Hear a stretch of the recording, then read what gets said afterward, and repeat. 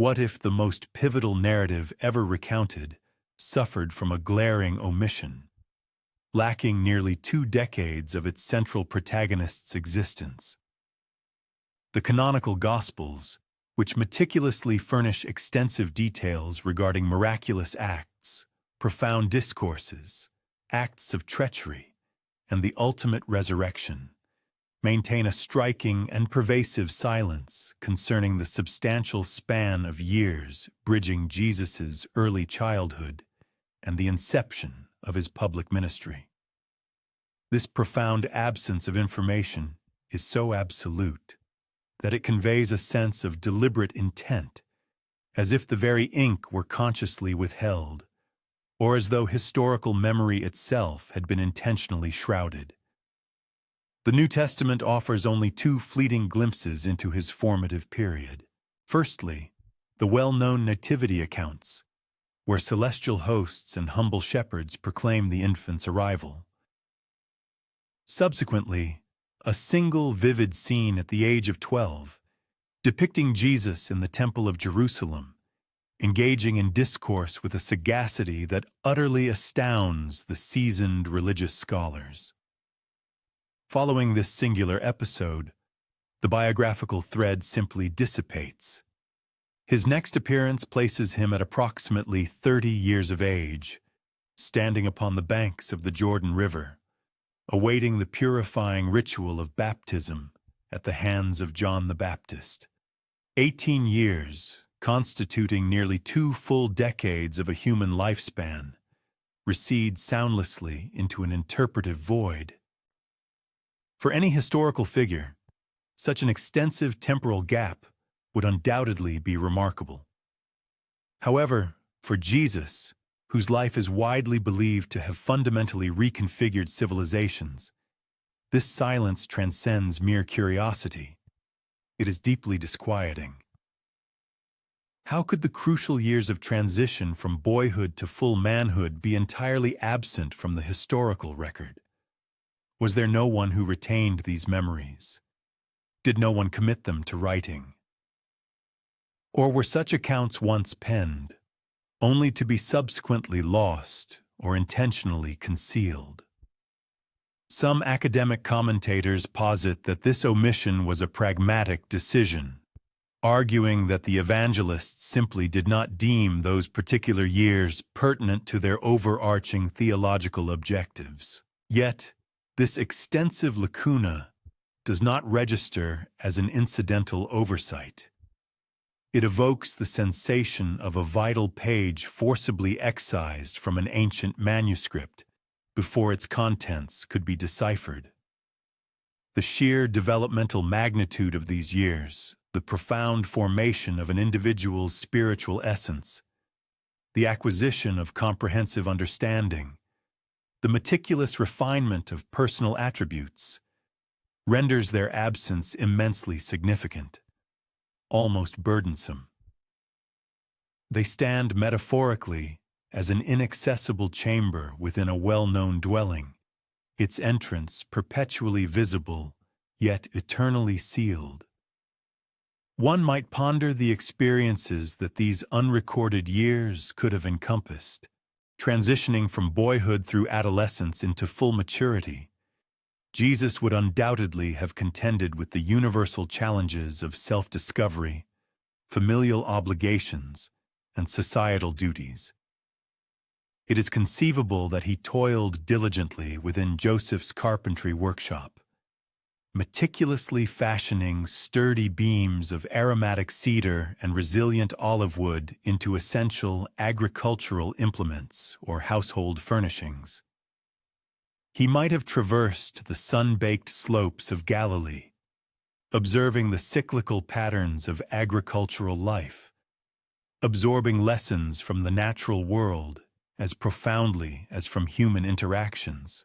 Furthermore, he could have dedicated himself to rigorous study in the local synagogue, diligently committing the sacred Torah to memory and engaging intellectually with the formidable poetic pronouncements of the ancient prophets.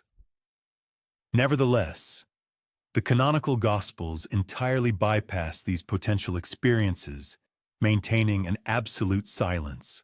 Consequently, the human imagination instinctively endeavors to populate this narrative vacuum. Where factual documentation ceases, legendary accounts begin to flourish within that profound stillness. Individuals have propagated narratives detailing extensive voyages, encounters with clandestine instructors, and the reception of concealed insights.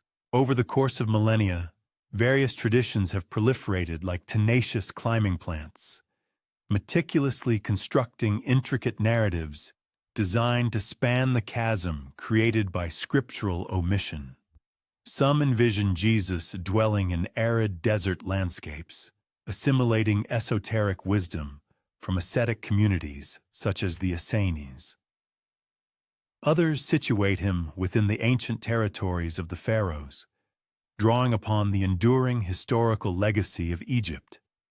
Yet others postulate his travels further eastward, navigating formidable mountain ranges and winding rivers, journeying into the spiritual core of India or even more remote regions, where he might have engaged with enlightened masters of vastly divergent spiritual philosophies. The dearth of concrete historical data thus transforms into exceptionally fertile ground for conjecture, and such conjecture, when reiterated consistently over extended periods, evolves into a distinct form of cultural tradition. During the medieval epoch in Europe, itinerant troubadours recounted narratives of Jesus accompanying mercantile caravans. Within the secluded Himalayan valleys, indigenous folklore described a venerable, saintly personage whose doctrines remarkably paralleled those attributed to Christ. In the British Isles, ancient legends emerged, depicting a youthful Jesus arriving with Joseph of Arimathea upon the enigmatic, mist-shrouded coastlines of Glastonbury. All these disparate and often conflicting narratives nonetheless converge upon a singular, disquieting acknowledgement. A vital component of the story is absent. This profound lacuna is not merely a historical oversight. It resonates with an existential significance. This profound void compels a deeper introspection, prompting us to contemplate the vast expanses of any human existence that remain undocumented.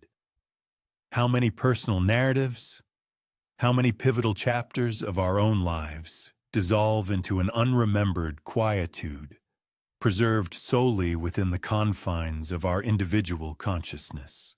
The unrecorded years of Jesus serve as a poignant reflection of the vast, unwritten history of humankind. The innumerable existences that pass unacknowledged by official annals, the silent, formative periods of development that mold us in ways utterly beyond the grasp of historical chroniclers. Yet, the pervasive silence enveloping Jesus' early adulthood transcends mere human forgetfulness. It emanates an aura of intentional curation, a deliberate choice, perhaps even a hallowed mystery. The early adherents of Christianity meticulously transmitted their scriptural accounts, judiciously choosing and safeguarding only those narratives they considered indispensable. The fact that they allowed this significant lacuna to persist, unaltered, strongly indicates a conscious decision, a choice whose implications continue to reverberate through the annals of subsequent centuries. Conceivably, those intermediate years were perceived as overly quotidian for inclusion in sacred texts.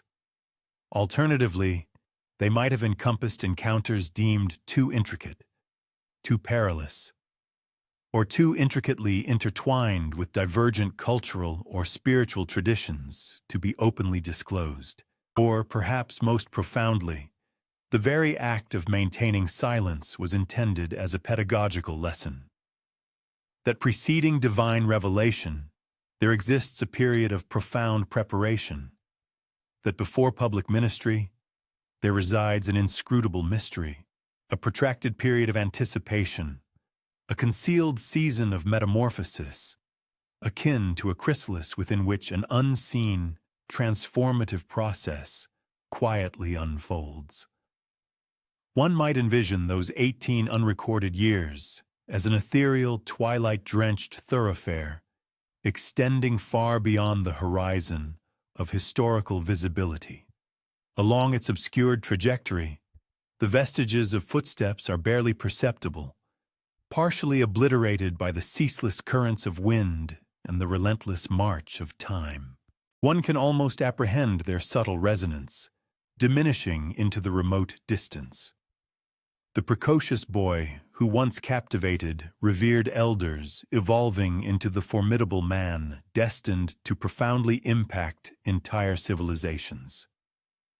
This profound quietude surrounding those years is far from an inert void. It resonates with a subtle, persistent hum, akin to a finely tuned string drawn taut, vibrating with significance that remains tantalizingly beyond direct comprehension. These vanished years constitute a veritable threshold into the enigmatic. They serve as a powerful testament to the principle that historical narratives, much like sacred texts, frequently convey as much profound insight through their deliberate omissions as through their explicit declarations. Thus, our exploration commences not with definitive certainty, but with an enduring silence, a stillness that has persisted for 2 millennia, beckoning us to draw nearer, to attune ourselves to the unspoken truths residing within the narrative's subtle interstices.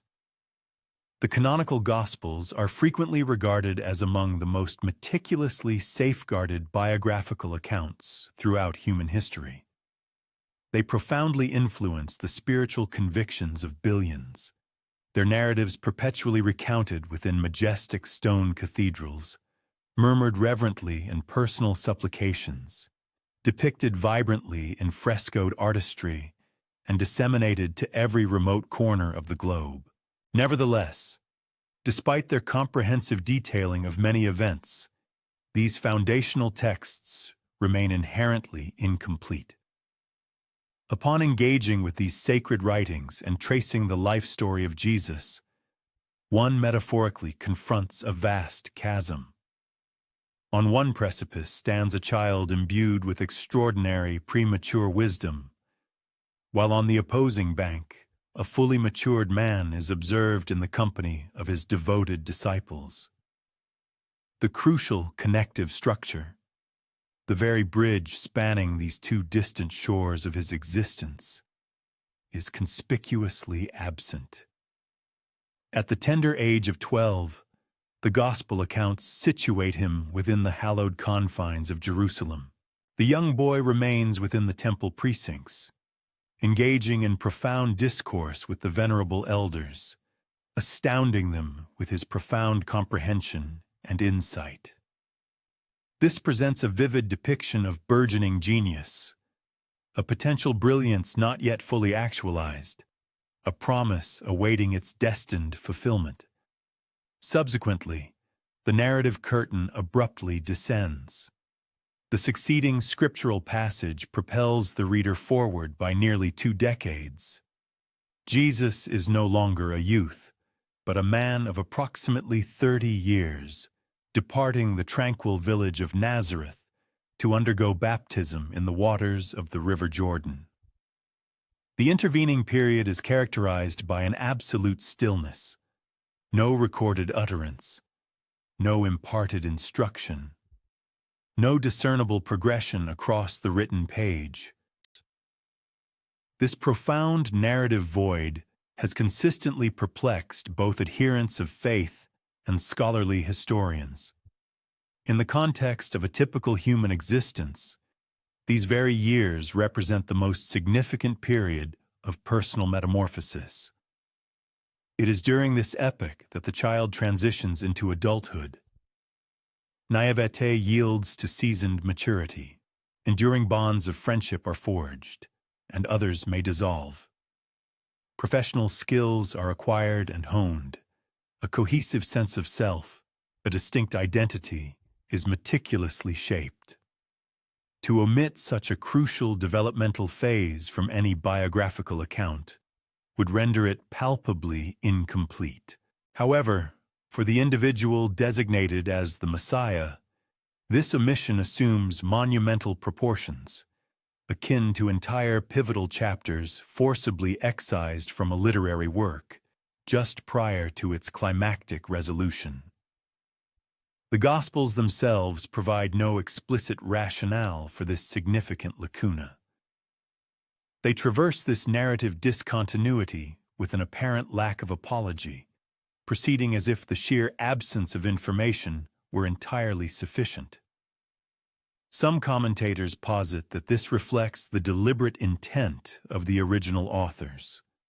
Their primary objective, it is argued, was not to construct a comprehensive biography, but rather to craft faith-affirming narratives meticulously designed to declare Jesus as the Christ, rather than to satiate mere historical inquisitiveness.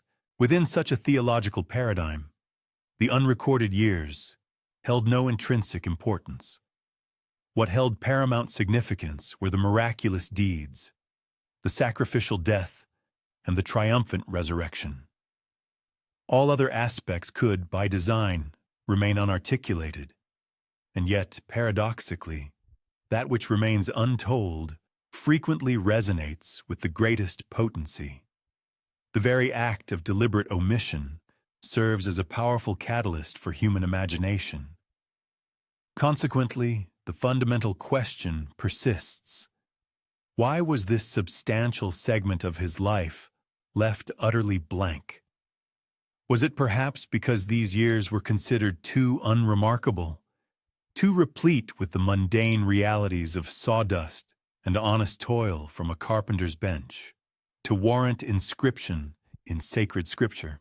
Or, conversely, could it be that they contained experiences or revelations deemed too challenging, too unconventional, or too potentially destabilizing to be openly preserved? In the ensuing centuries, devout adherents developed an insatiable yearning for further enlightenment concerning this period. Venerable early church fathers, authors of apocryphal texts, and itinerant narrators each endeavored to mend this narrative rupture. Some speculative accounts asserted that Jesus never ventured beyond the familiar confines of Galilee, pursuing an unassuming existence until the commencement of his public mission. Other, more audacious narratives transported him into desolate wildernesses and across vast oceanic expanses, positioning him in communion with profound philosophical or spiritual insights originating far beyond his native land. Each of these endeavors was motivated not solely by a desire to simply fill the narrative vacuum, but by an impulse to address a more profound, underlying inquiry. What precisely accounted for Jesus' singular distinctiveness? From whence did his extraordinary wisdom originate? How was he able to articulate his teachings with such inherent authority, delivering parables that resonated with discernible influences from civilizations extending far beyond the borders of Judea? The blank pages within the Gospel accounts, thus transformed into a reflective surface. Each successive generation, peering into this void, perceived its own ideological reflection, meticulously crafting legends that corresponded to its prevailing anxieties, its deepest aspirations, and its inherent human craving for elucidation. For those inclined towards mystical interpretations, this significant hiatus suggested a period of clandestine initiation, years dedicated to intensive spiritual tutelage, conducted beyond the purview of recorded history.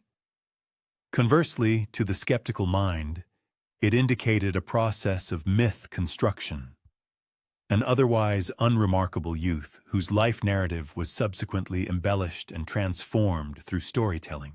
For those occupying the nuanced space between these extremes, it persisted as an enduring enigma, one that cultivated a sense of profound wonder rather than offering a definitive resolution.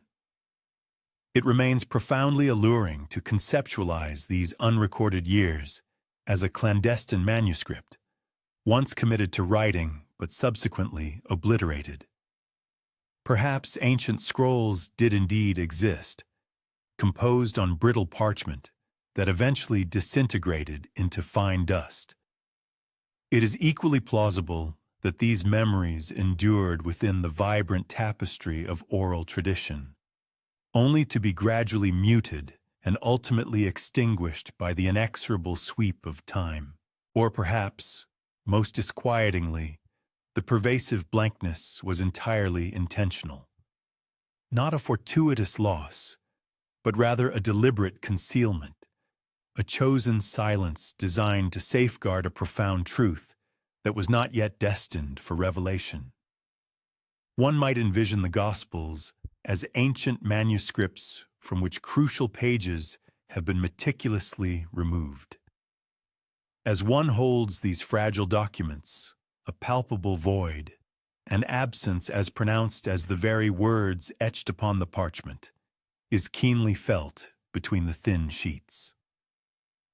The complete narrative seems to hover just beyond comprehension, leaving the reader to ponder whether these missing folios were ever inscribed, or if, perhaps, the profound silence itself constituted the true essence of the story all along.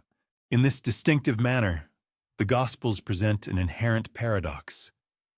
They simultaneously herald divine revelation, yet deliberately withhold specific biographical details. They impart timeless, eternal truths, yet conspicuously omit 18 pivotal human years from their account.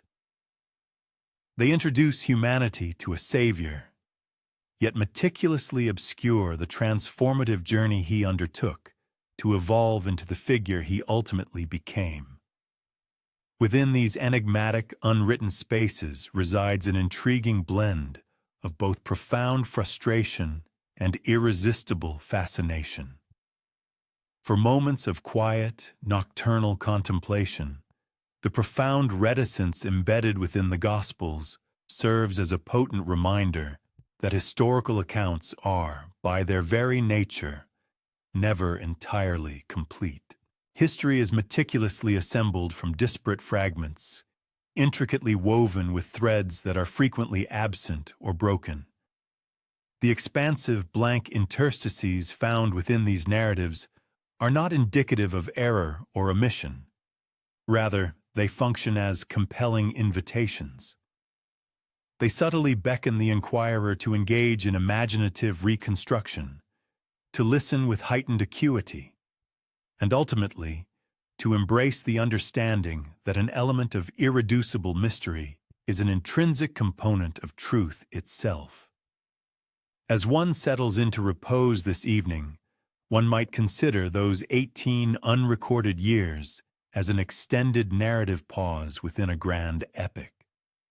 This profound hush serves as a preparation, attuning the ear for the momentous events destined to follow.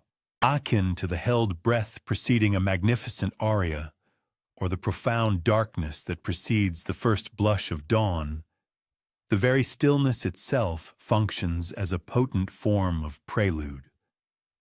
Perhaps this intentional omission explains why the Gospel writers chose not to chronicle those intervening years.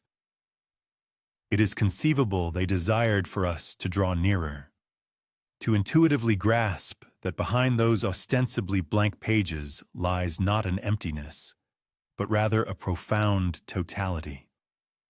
The gradual, concealed metamorphosis of the individual destined to irrevocably alter the course of human civilization.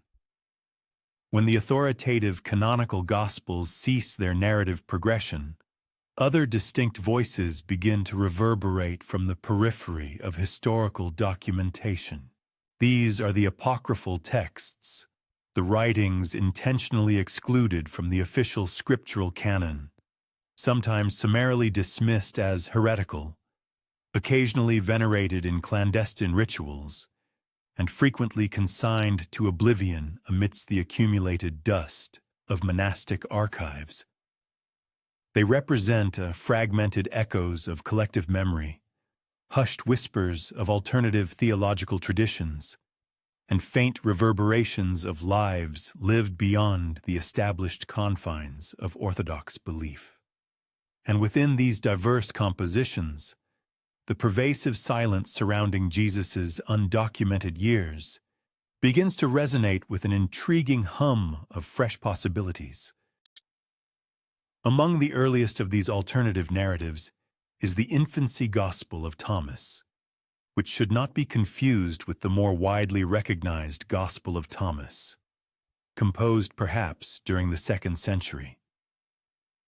This particular text endeavors to bridge the significant chronological chasm separating the 12-year-old child in the Jerusalem temple from the adult man who presented himself to John at the Jordan River. Within its pages, the young Jesus is depicted not merely as exceptionally intelligent, but as possessing formidable inherent power, capable of fashioning birds from mere clay and then imbuing them with flight, striking down those who dared to provoke his displeasure, and subsequently restoring to health those he had previously afflicted. The recounted episodes are often peculiar, at times disquieting, collectively portraying a child who is simultaneously both unequivocally divine and inherently perilous. Despite its exclusion from the sacred scriptural collection, this text reveals a profoundly telling insight. Even in the nascent centuries of Christianity, adherents found the narrative void intolerable. They harbored an intense yearning to comprehend the content of those unrecorded years, and consequently, they populated them with imaginative stories that gracefully oscillated between miraculous occurrences and mythological embellishments. The Gospel of the Hebrews, a work now largely lost save for a scattering of preserved quotations, also presents a tantalizing, albeit fragmentary, glimpse into this obscured period. Safeguarded in snippets cited by venerable early church fathers, it appears to depict Jesus articulating teachings that underscore wisdom acquired through experience, arduous journeys undertaken, and esoteric secrets absorbed beyond the restrictive framework of the canonical narratives. Some of its subtle reverberations suggest a possible influence from ancient Jewish mysticism and even distant Eastern philosophies, as if the original author had caught faint whispers of voyages extending far beyond the geographical boundaries of Judea. Subsequently, the renowned Gospel of Thomas emerged, a compilation of profound sayings attributed to Jesus, sensationally unearthed in 1945 near Nag Hammadi in Egypt. This text contains no linear narrative, no accounts of miracles, nor any depiction of the crucifixion, only a series of utterances, often aphoristic and deeply enigmatic. Yet a discerning reader might perceive some of these sayings as possessing an older, more primordial quality than the more polished parables found in the Gospels of Matthew or Luke. They speak eloquently of concealed knowledge, of the divine kingdom residing both within and omnipresently around, and of self-discovery as the illuminated pathway to enlightenment. Did these profound pronouncements echo teachings assimilated during those silent years? Or do they perhaps represent a parallel stream of memory, indicative of a divergent trajectory within early Christianity? Academics engage in continuous discourse concerning these questions, yet the fundamental mystery persists. The apocryphal literary tradition was by no means limited to Gospels alone. The early centuries witnessed the proliferation of dozens of other writings. The Gospel of Mary, the Acts of Thomas, the Gospel of the Ebionites, and a multitude of others. Some of these presented Jesus within unfamiliar or unexpected contexts. Others subtly hinted at extensive travels far beyond the familiar landscape of Palestine. In the Acts of Thomas, for instance, the Apostle Thomas is famously said to have journeyed to India, disseminating doctrines that bear a curious resemblance to those imparted by his master. Could this narrative preserve a faint trace of an older truth, that Jesus himself, during his own hidden years, had already ventured eastward, planting spiritual seeds that his devoted disciple would later assiduously cultivate? Furthermore, even outside Christian spheres, within the rich tapestries of Jewish and Islamic traditions, the narrative void left by the canonical Gospels was not left entirely unaddressed.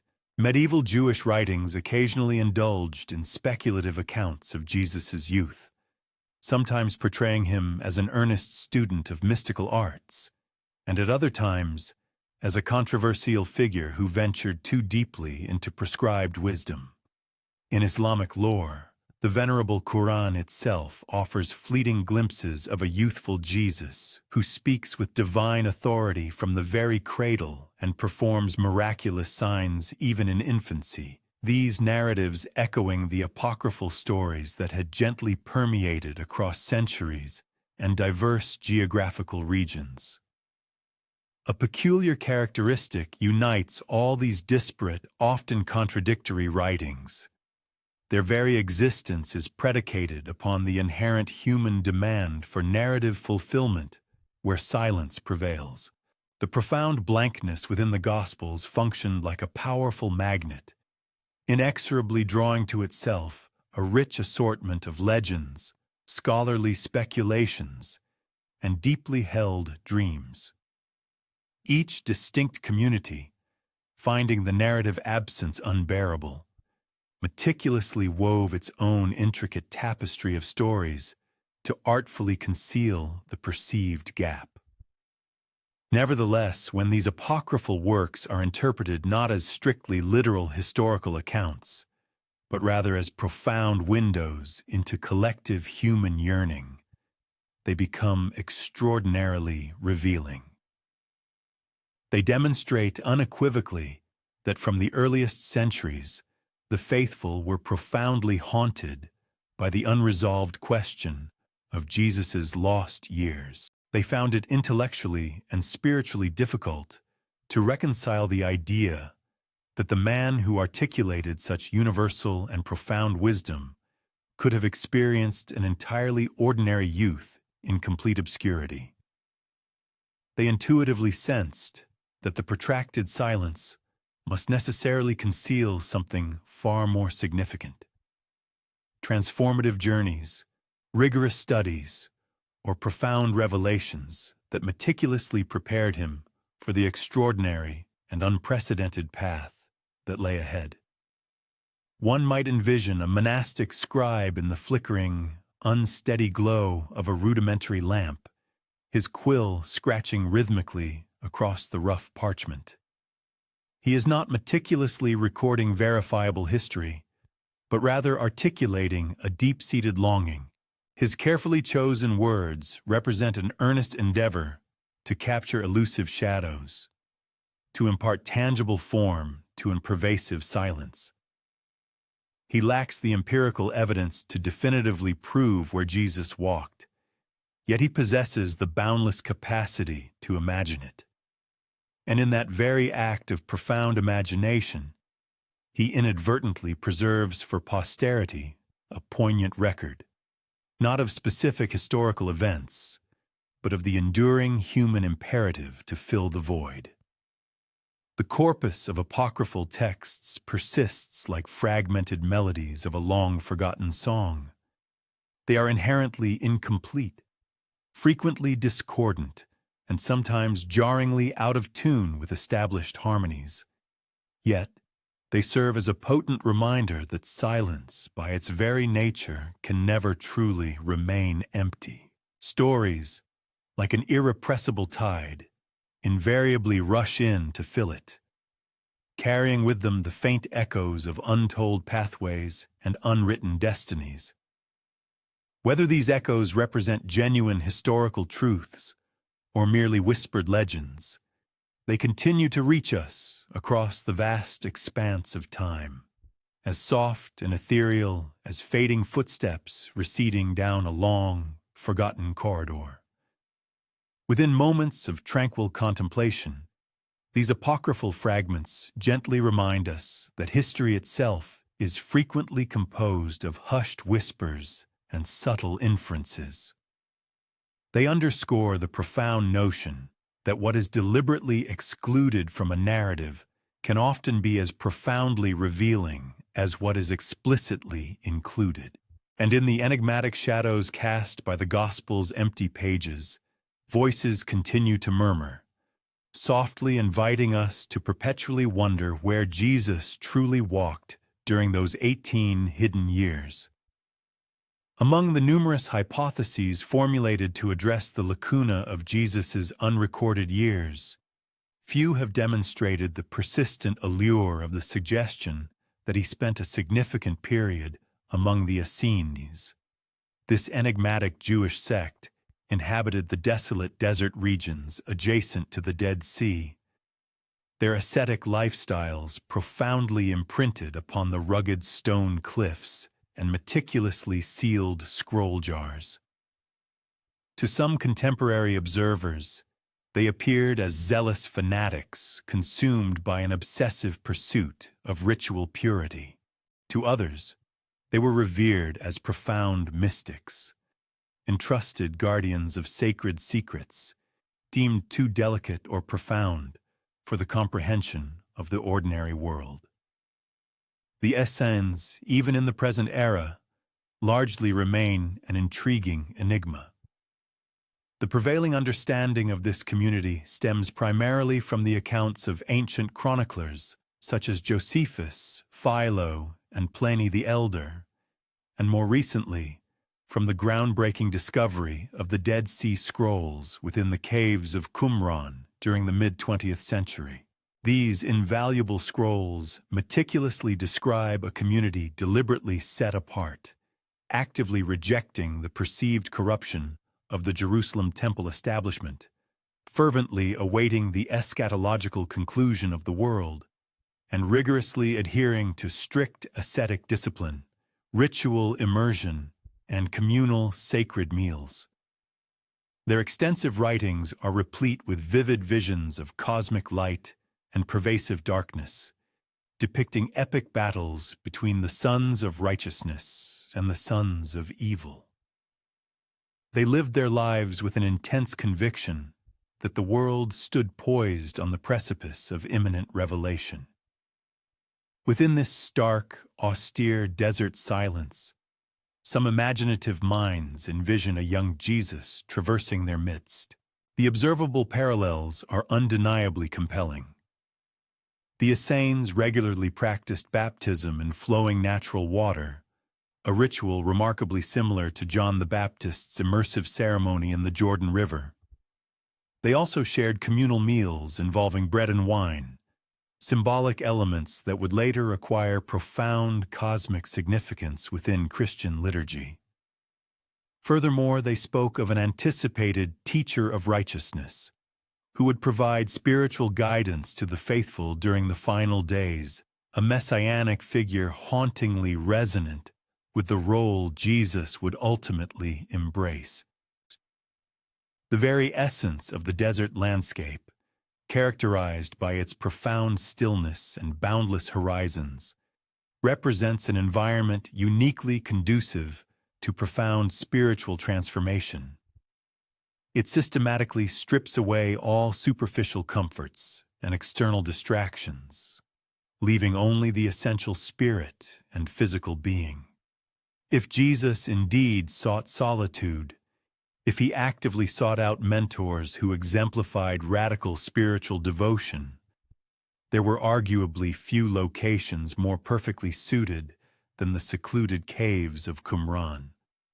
Some scholarly perspectives even propose that John the Baptist himself was profoundly shaped by Essene influence, his fervent wilderness proclamation echoing their urgent apocalyptic fervor. If John's spiritual roots were indeed intertwined with this community, might not Jesus have trodden a similar path of spiritual formation?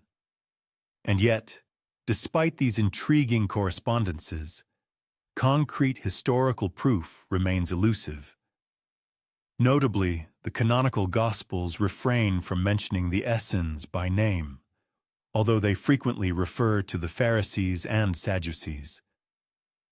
Perhaps this very silence is itself profoundly telling, an intentional omission that conceals a connection either too intimately close or too potentially uncomfortable for overt acknowledgement.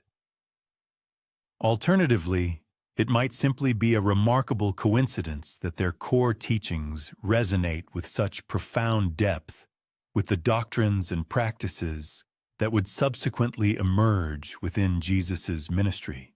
Regardless, the tantalizing possibility continues to captivate the imagination. The possibility of such a profound journey remains compelling, a truly captivating notion that continues to stir the imagination. One might envision him cloaked in the simple, unadorned white garments characteristic of the Essene sect, engaging in ritualistic ablutions within the cool, shadowed depths beneath towering desert cliffs. He would undoubtedly have participated in the solemn recitation of ancient hymns, their melodic strains carried on the night air under a vast, star-studded celestial dome, or listened intently as sacred scrolls were meticulously read by the flickering, warm glow of torchlight. The structured rigor of their daily existence is readily conceivable. Dawn prayers ushering in each new day, communal meals shared in quiet camaraderie, extended periods dedicated to intensive study, and a vigilant watchfulness for any portents signaling the imminent arrival of the eschaton, the end times. It is not difficult to discern how such a meticulously ordered, rhythmic way of life could indelibly imprint itself upon the psyche of a young, earnest seeker. Should Jesus have indeed spent a period of his formative years among the Essenes, it is plausible that what he assimilated from their teachings and practices transcended mere dogma, focusing instead on profound disciplinary principles. The cultivation of inner silence, an unwavering focus of mind, and an unblemished purity of purpose. These intrinsic qualities, rather than explicit rules, appear to resonate distinctly in his subsequent ministry, manifesting as an inherent spiritual fortitude and an unparalleled clarity of vision. This inner strength empowered him to transcend conventional traditions and to articulate his message with an undeniable inherent authority. Where others steadfastly adhered to the letter of ritual, he possessed the transformative insight to imbue it with new meaning. And while others passively awaited the advent of the end, he boldly proclaimed a divine kingdom already actively permeating the present moment. The Essenes held a fervent conviction that they were the consecrated custodians of a secret covenant, a select remnant divinely preserved for the ultimate days. In Jesus, some interpreters perceive the culmination of this very vision, not realized through monastic isolation, but through an encompassing embrace of humanity. He emerged from the stark solitude of the desert, venturing into the bustling life of the villages, perhaps carrying within him the fervent spiritual ardor characteristic of Essene devotion, yet profoundly re-sculpting it into boundless compassion, miraculous healing, and an open, universal invitation to all. The mere contemplation that he might have once walked among them transcends the realm of mere historical curiosity. It serves as a potent reminder that profound wisdom frequently blossoms in the most secluded and unassuming locales, and that the profound silence of the desert, much like the profound silence often found within sacred scriptures, can harbor invaluable treasures, utterly imperceptible to those who rush through life's journey with undue haste. Allow your mind's eye to conjure an image of the ancient caves of Qumran. The stark, pale cliffs ascend majestically against a blazing azure sky. The Dead Sea stretches out in the distant background, its surface unmoving and reflective as a polished mirror, heavy with its saline concentration. Envision a youthful figure moving with deliberate steps along the narrow, winding paths, sacred scrolls securely tucked beneath his arm, his sandals lightly dusted with the fine desert grit. He pauses momentarily at the water's edge, then descends into the refreshing, cool embrace of the flowing water, emerging dripping wet, his eyes gently closed, his face reverently lifted towards the radiant sun. No extant historical record definitively captures this precise moment. No canonical gospel unequivocally preserves it. And yet, within the vast expanse of human imagination throughout countless centuries, this evocative image persists, a faint, ethereal whisper of the Essenes, resonating through the profound silence of Jesus' unrecorded lost years. When the enigmatic silence of Jesus' formative years extends before us, one of the most venerable traditions posits his early footsteps not amidst the familiar hills of Galilee, but rather upon the fertile banks of the illustrious Nile River. Egypt, the ancient land of formidable pharaohs and monumental pyramids, had historically served as a sanctuary for the descendants of Israel. Abraham himself had traversed its vast deserts. Joseph had ascended to a position of immense power within its royal courts. Moses had heroically liberated his people from its oppressive bondage. And according to the narrative presented in the Gospel of Matthew, Joseph and Mary once sought refuge there with the infant Jesus, fleeing the murderous wrath of King Herod. If his very earliest years were indeed touched by the looming shadow of the Nile, could it not be plausible that his subsequent, unrecorded years might have seen him return to that same captivating land?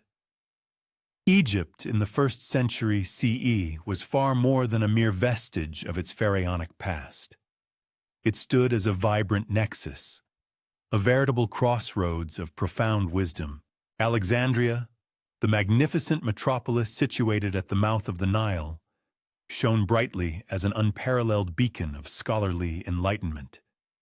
Its legendary libraries, although perhaps diminished from their peak, still housed an astonishing collection of scrolls originating from Greece, Babylon, India, and even more distant lands.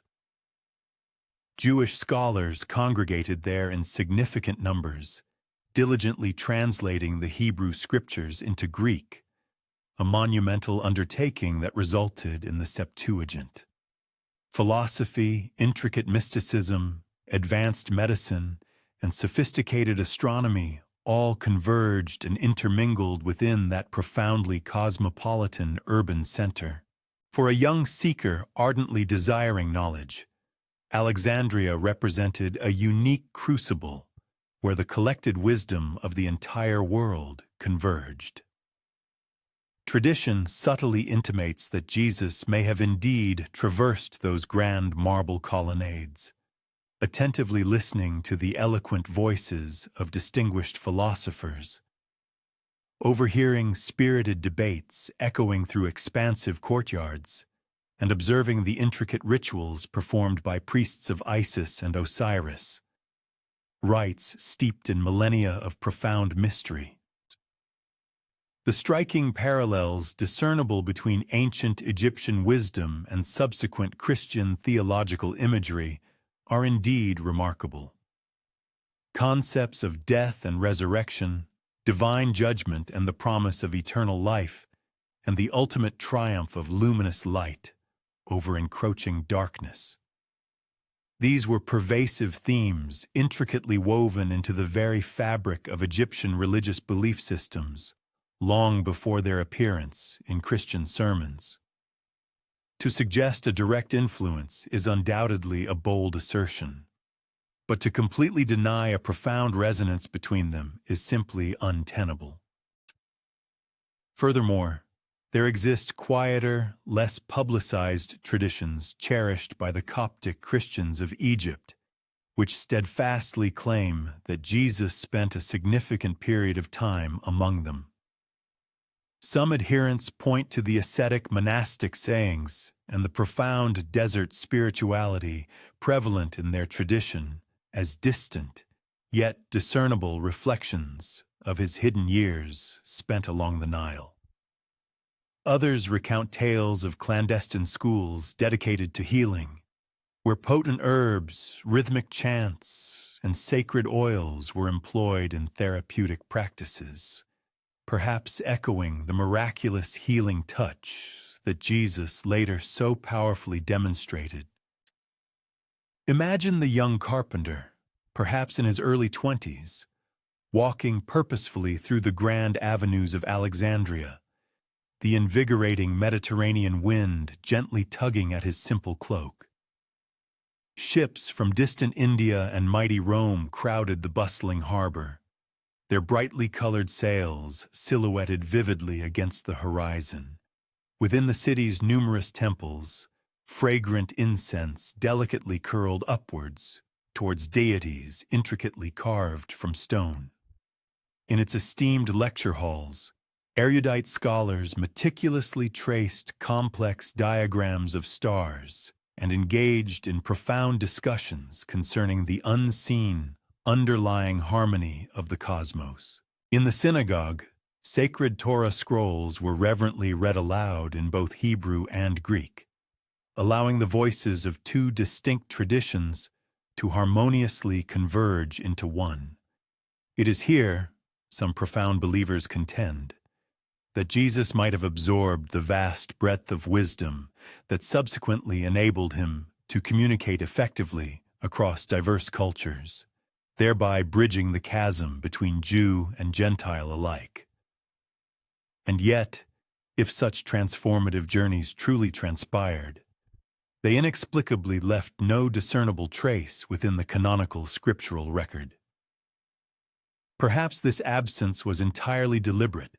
The nascent early church may have harbored apprehension regarding potential connections that might suggest its Savior derived profound wisdom from sources outside the sacred covenant of Israel.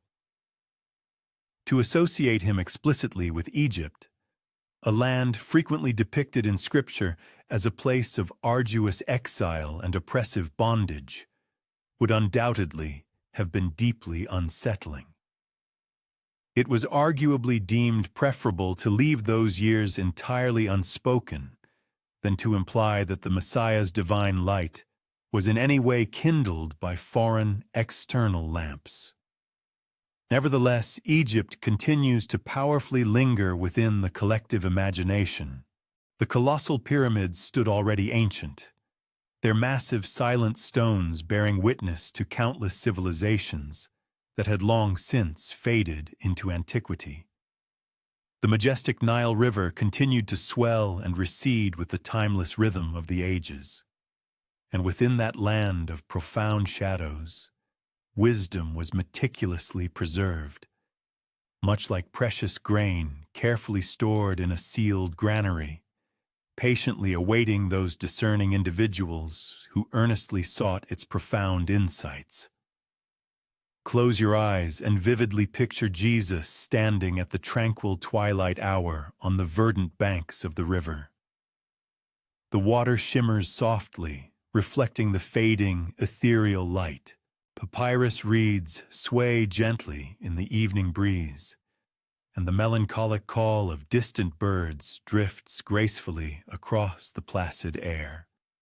In the far distance, ancient temples rise majestically against the darkening horizon, their intricate hieroglyphs meticulously etched with stories older than human memory itself.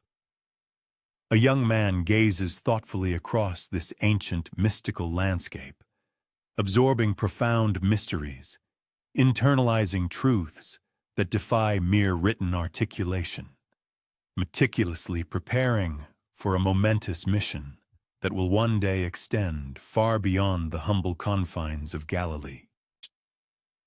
Regardless of whether historical evidence ultimately confirms it, the notion remains luminously powerful that the unrecorded, lost years of Jesus may have been profoundly spent traversing among the enigmatic Egyptian shadows, a place where the accumulated wisdom of countless ages quietly awaited like a hidden, fertile seed, poised to blossom magnificently when its destined time finally arrived.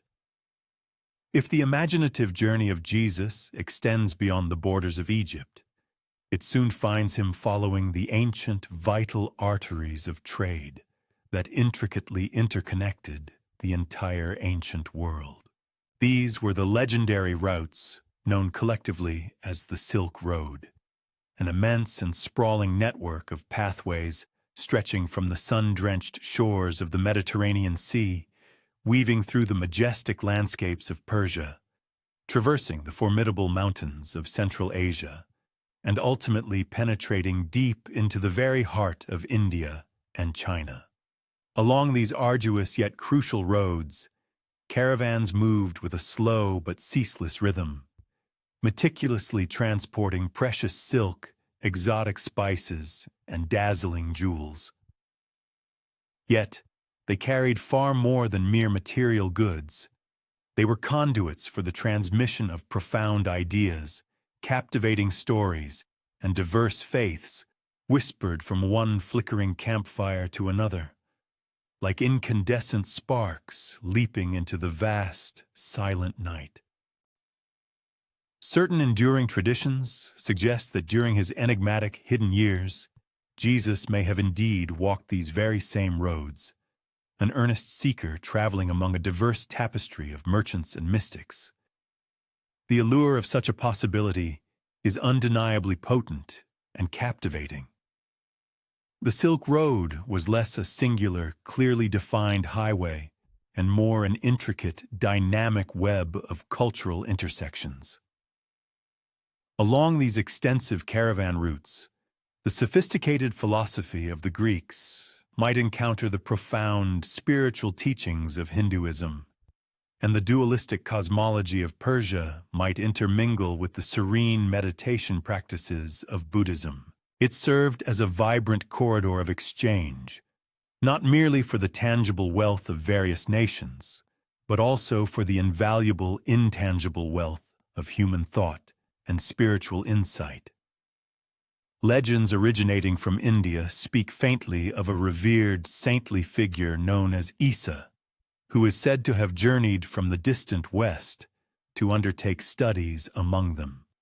In the 19th century, a Russian traveler named Nicholas Notovich controversially claimed to have discovered an ancient manuscript within a remote Himalayan monastery, which purportedly described the life of Saint Isa. This manuscript detailed a youth who departed from Israel and journeyed into India, where he reportedly learned extensively from both Brahmins and Buddhists before eventually returning to his homeland. While scholars vigorously debate the authenticity of Notovich's account, with most dismissing it as a fabrication, the story nevertheless continues to resonate. It touches upon a deep, inherent longing to provide an explanation for the remarkably universal quality of Jesus' profound wisdom and teachings. The parallels observed are indeed suggestive. Buddhist texts eloquently spoke of boundless compassion, of a serene detachment from worldly desires, and of the imperative need to care for all living beings. Hindu thought delved deeply into concepts of ultimate unity, the divine spark residing within each individual soul, and the cyclical nature of birth and rebirth. When one hears Jesus speak of the exquisite lilies of the field, or of the kingdom of God residing inherently within, or of the meek inheriting the earth, the profound resonance with Eastern wisdom seems to stir just beneath the surface of his words. Could these striking echoes be merely coincidental, or might they reflect profound seeds of wisdom planted during extensive journeys along the fabled Silk Road? Imagine the young Jesus moving with quiet purpose among bustling merchants and devout pilgrims, his sandals thoroughly dusted from countless miles of arduous travel. He passes through the ancient city of Damascus with its vibrant, bustling markets, the air redolent with the intoxicating scents of saffron and frankincense. He then crosses through the majestic lands of Persia, where ancient fire temples glow with an ethereal warmth against the evening sky, their sacred flames meticulously tended by priests who speak in hushed tones of light and darkness locked in an eternal, cosmic struggle. He ascends perilous mountain passes where the air grows thin and biting, only to descend into lush, fertile valleys teeming with vibrant color and melodious sound. Each deliberate step carries him deeper into lands where the pantheon of gods is vast and diverse, and yet where profound wisdom frequently circles back to a singular, overarching truth: that the divine is not a distant, aloof entity, but rather intimately near, intricately woven into the very fabric of all existence. Woven into the very fabric of existence, yet often overlooked. Within the bustling confines of ancient roadside inns, diverse caravans found respite, fostering a remarkable confluence of tongues. The resonant cadences of Greek, the earthy tones of Aramaic, the intricate harmonies of Sanskrit, and the melodic inflections of Chinese.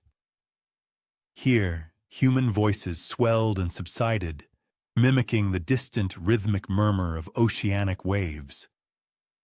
A youth originating from Galilee would undoubtedly have been an outsider in such a vibrant milieu, yet he might not have been met with unwelcoming gazes, for traveling merchants frequently prized captivating narratives as highly as precious silver, and enlightened sages were revered wherever their wanderings led them. In these dynamic crucibles of cultural interaction, it is not difficult to envision a young man intently observing, deeply assimilating, and subtly shaping the profound insights that would one day astound his own community. The venerable Silk Road, moreover, serves as a powerful emblem extending far beyond mere routes of passage. It embodies the profound ideal of global interconnectedness.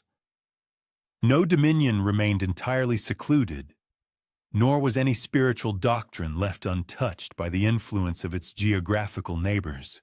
The intriguing notion that Jesus might have traversed these fabled pathways represents, in part, an acknowledgement that the profound essence of his teachings seems to transcend the modest soil of Palestine, that they breathe with the expansive spirit and diverse wisdom of numerous distant lands. Naturally, eminent historians consistently remind us of the conspicuous absence of any direct, verifiable proof. The canonical Gospels maintain an eloquent silence regarding these formative years. Furthermore, the alleged manuscripts that purport to detail the life of Isa continue to be subjects of intense scholarly dispute and critical scrutiny, and yet, this very historical void, this profound silence, paradoxically cultivates an expansive realm for the human imagination to freely explore. For amidst the quietude of those undocumented years, the compelling possibility of the Silk Road beckons with an ethereal allure, much like a half-remembered melody, distant, elusive, yet strangely resonating with a familiar echo. One might close their eyes and truly listen, Hear the rhythmic groaning of caravan wheels against ancient earth, the soft, cushioned padding of camels traversing sun-baked sands, the intricate murmur of countless languages seamlessly blending into a singular, harmonious hum. Somewhere amidst this vibrant tapestry, perhaps, a young, earnest seeker walks with quiet deliberation, his gaze fixed upon horizons that no canonical gospel has ever chronicled. His individual footsteps may have long since vanished into the annals of time, but the compelling idea persists, that the profound wisdom emanating from Galilee could have been profoundly shaped along the intricate, winding arteries of the Silk Road, a timeless nexus where the cultures of East and West have perpetually converged in both silent understanding and shared narratives. Far beyond the arid expanses of Judea and the extensive caravan thoroughfares of Persia lies a mystical realm enveloped in ethereal mist and profound mountain silence.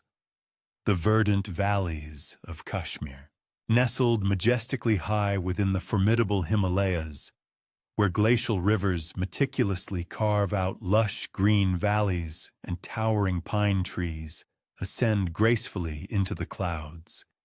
Ancient legends continue to circulate about a revered holy man who once graced these lands with his presence.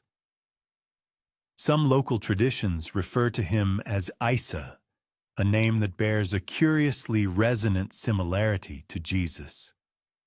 Others speak of a distinguished prophet who journeyed from the distant West, imparted teachings of profound compassion, miraculously healed the afflicted, and then vanished as mysteriously as he initially appeared. The precise origins of this deeply ingrained tradition prove exceptionally challenging to trace.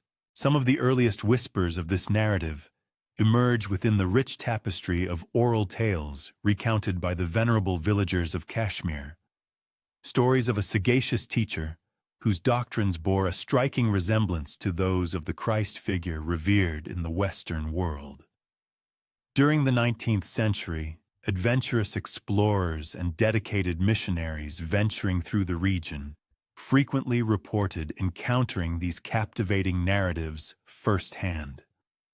Nicholas Notovich, the very same traveler who famously asserted the discovery of the Life of Isa manuscript within a remote Ladakh monastery, also directed attention towards Kashmir as a potential domain where Jesus might have once walked.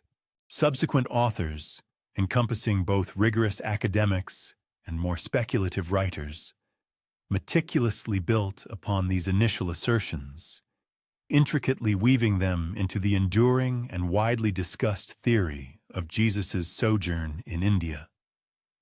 The very landscape of the valley itself appears to subtly conspire with the legend.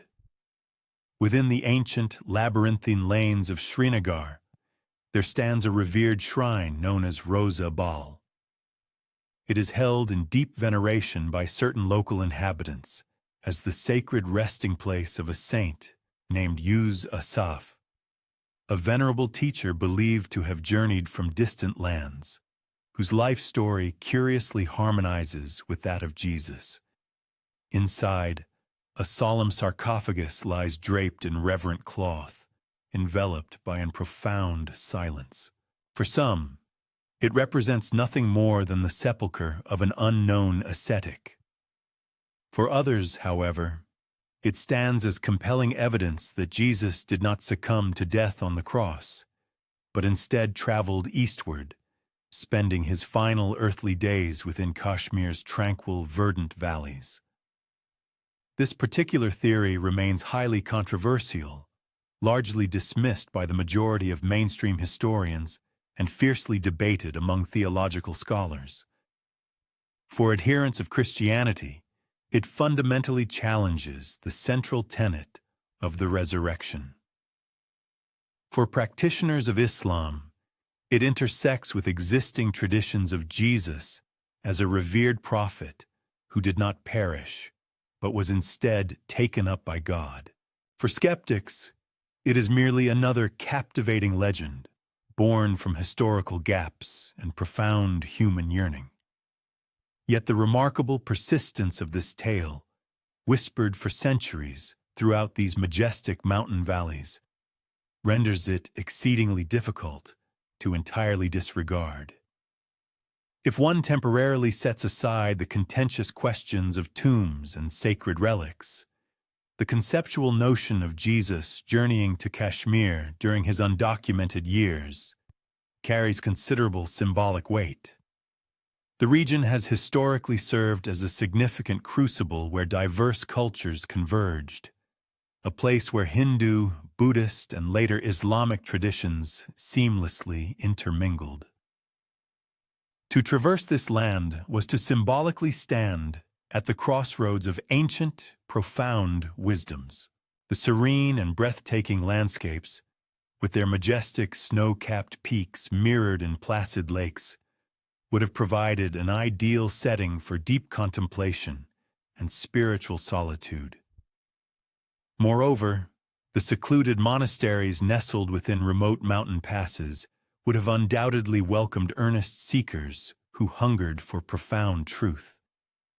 One might vividly imagine Jesus walking beneath the towering Himalayan peaks, the air remarkably thin and invigoratingly crisp, prayer flags gently fluttering in the wind.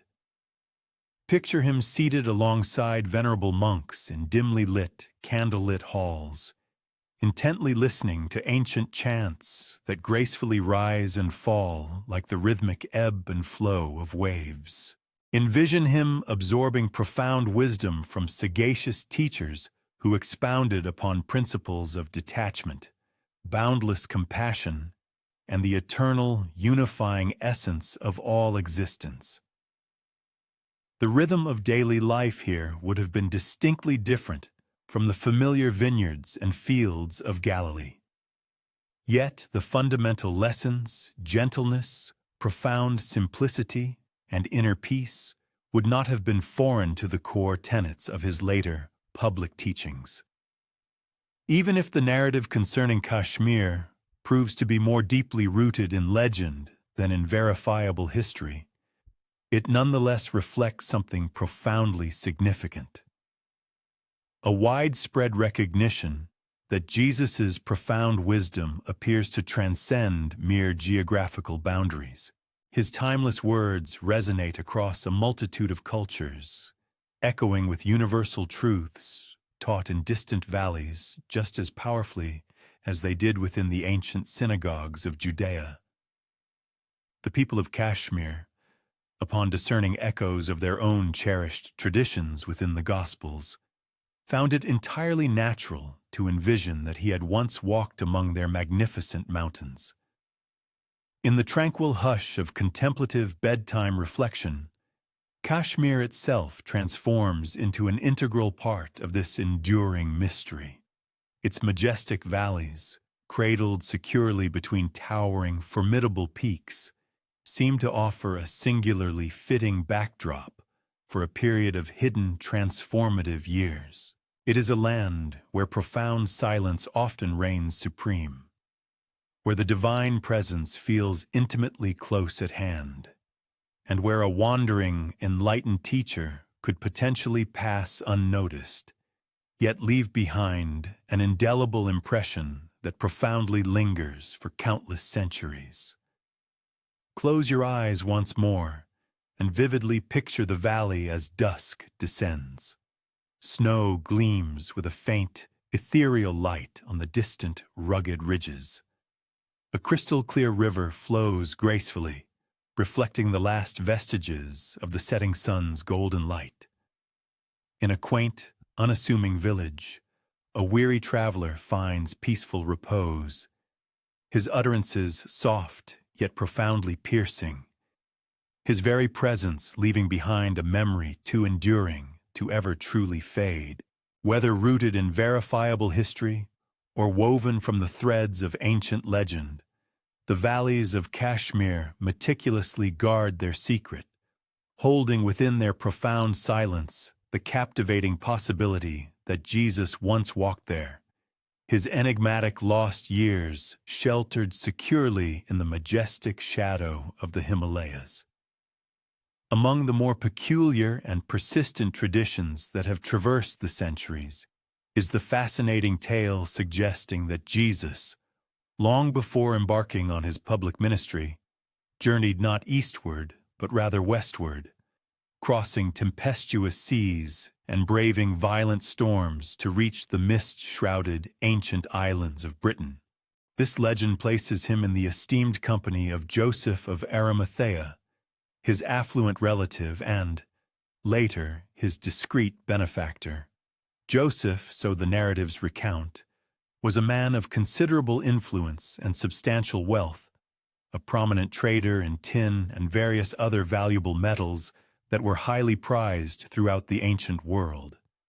His extensive commercial interests frequently led him to the outermost fringes of the vast Roman Empire, specifically to Cornwall, a region where deep mines penetrated the earth and ships diligently transported their precious cargo into the eagerly awaiting harbors of Gaul and beyond. It is within these very tales that a young boy named Jesus is purportedly said to have embarked on this significant journey alongside Joseph. Together, they are imagined to have sailed along the rugged, dramatic coastlines where imposing cliffs rise sheerly from the churning sea and expansive moors stretch desolately beneath vast, open skies. The legends assert that he walked upon these verdant hills, that he gazed in wonder at colossal stone circles predating human memory, and that he attentively absorbed the wisdom emanating from druids whose profound knowledge was intrinsically bound to the earth, the celestial bodies, and the rhythmic cycle of the seasons. Medieval poets diligently preserved this captivating narrative, ensuring its survival through the ages. Centuries later, the renowned poet William Blake would immortalize this very idea in his iconic verse, posing the poignant question of whether those feet in ancient times did walk upon England's mountains green. The question itself transcended mere inquiry, evolving into a form of reverent prayer, intricately entwined with a deep yearning for a divine presence to sanctify the very soil of the homeland. To entertain the thought that Christ had once stood upon Britain's ancient shores was to imbue the land itself with sacredness, to draw it intimately into the profound and sacred drama of history. What potential insights or experiences might such an extraordinary journey have offered? While the British Isles were geographically remote, they were certainly not isolated from the wider world.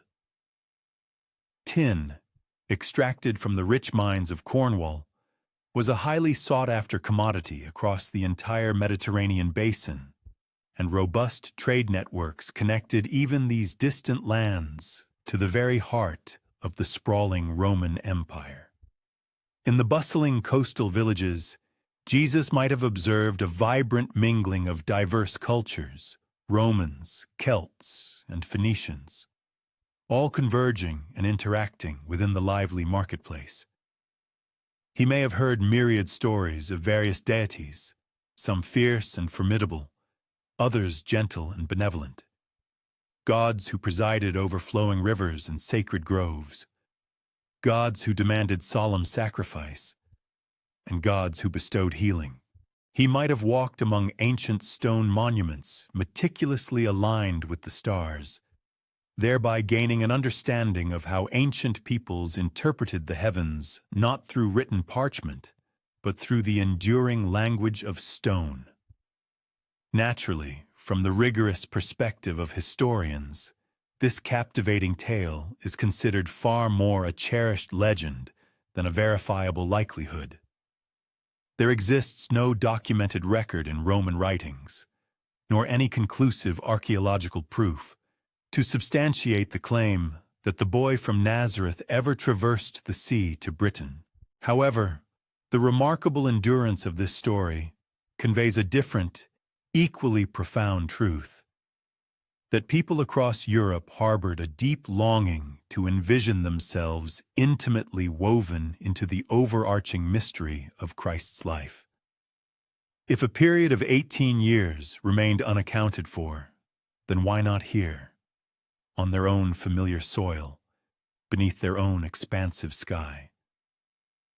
This powerful legend provided them with a profound sense of belonging, a cherished share in the unfolding of the sacred narrative.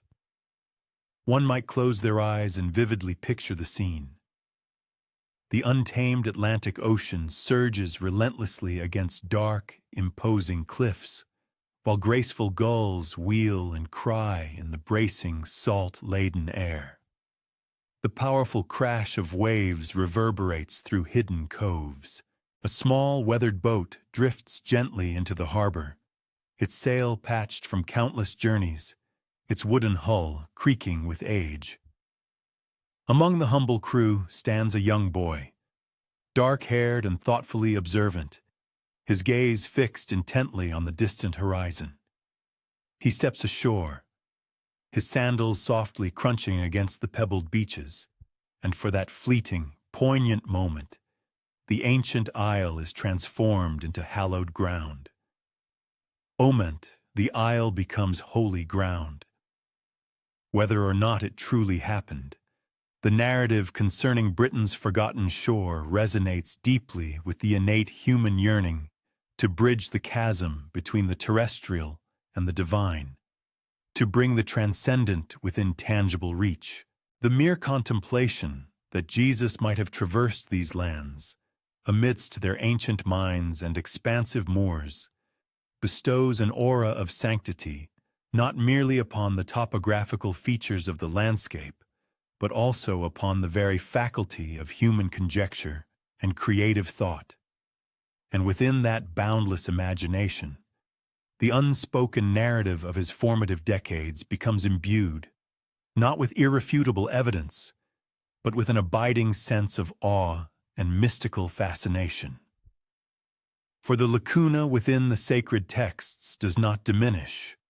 Rather, it proliferates, widening its scope. This void is swiftly populated by apocryphal narratives and folkloric accounts, transmuting the quietude into a vibrant chorus of storytelling.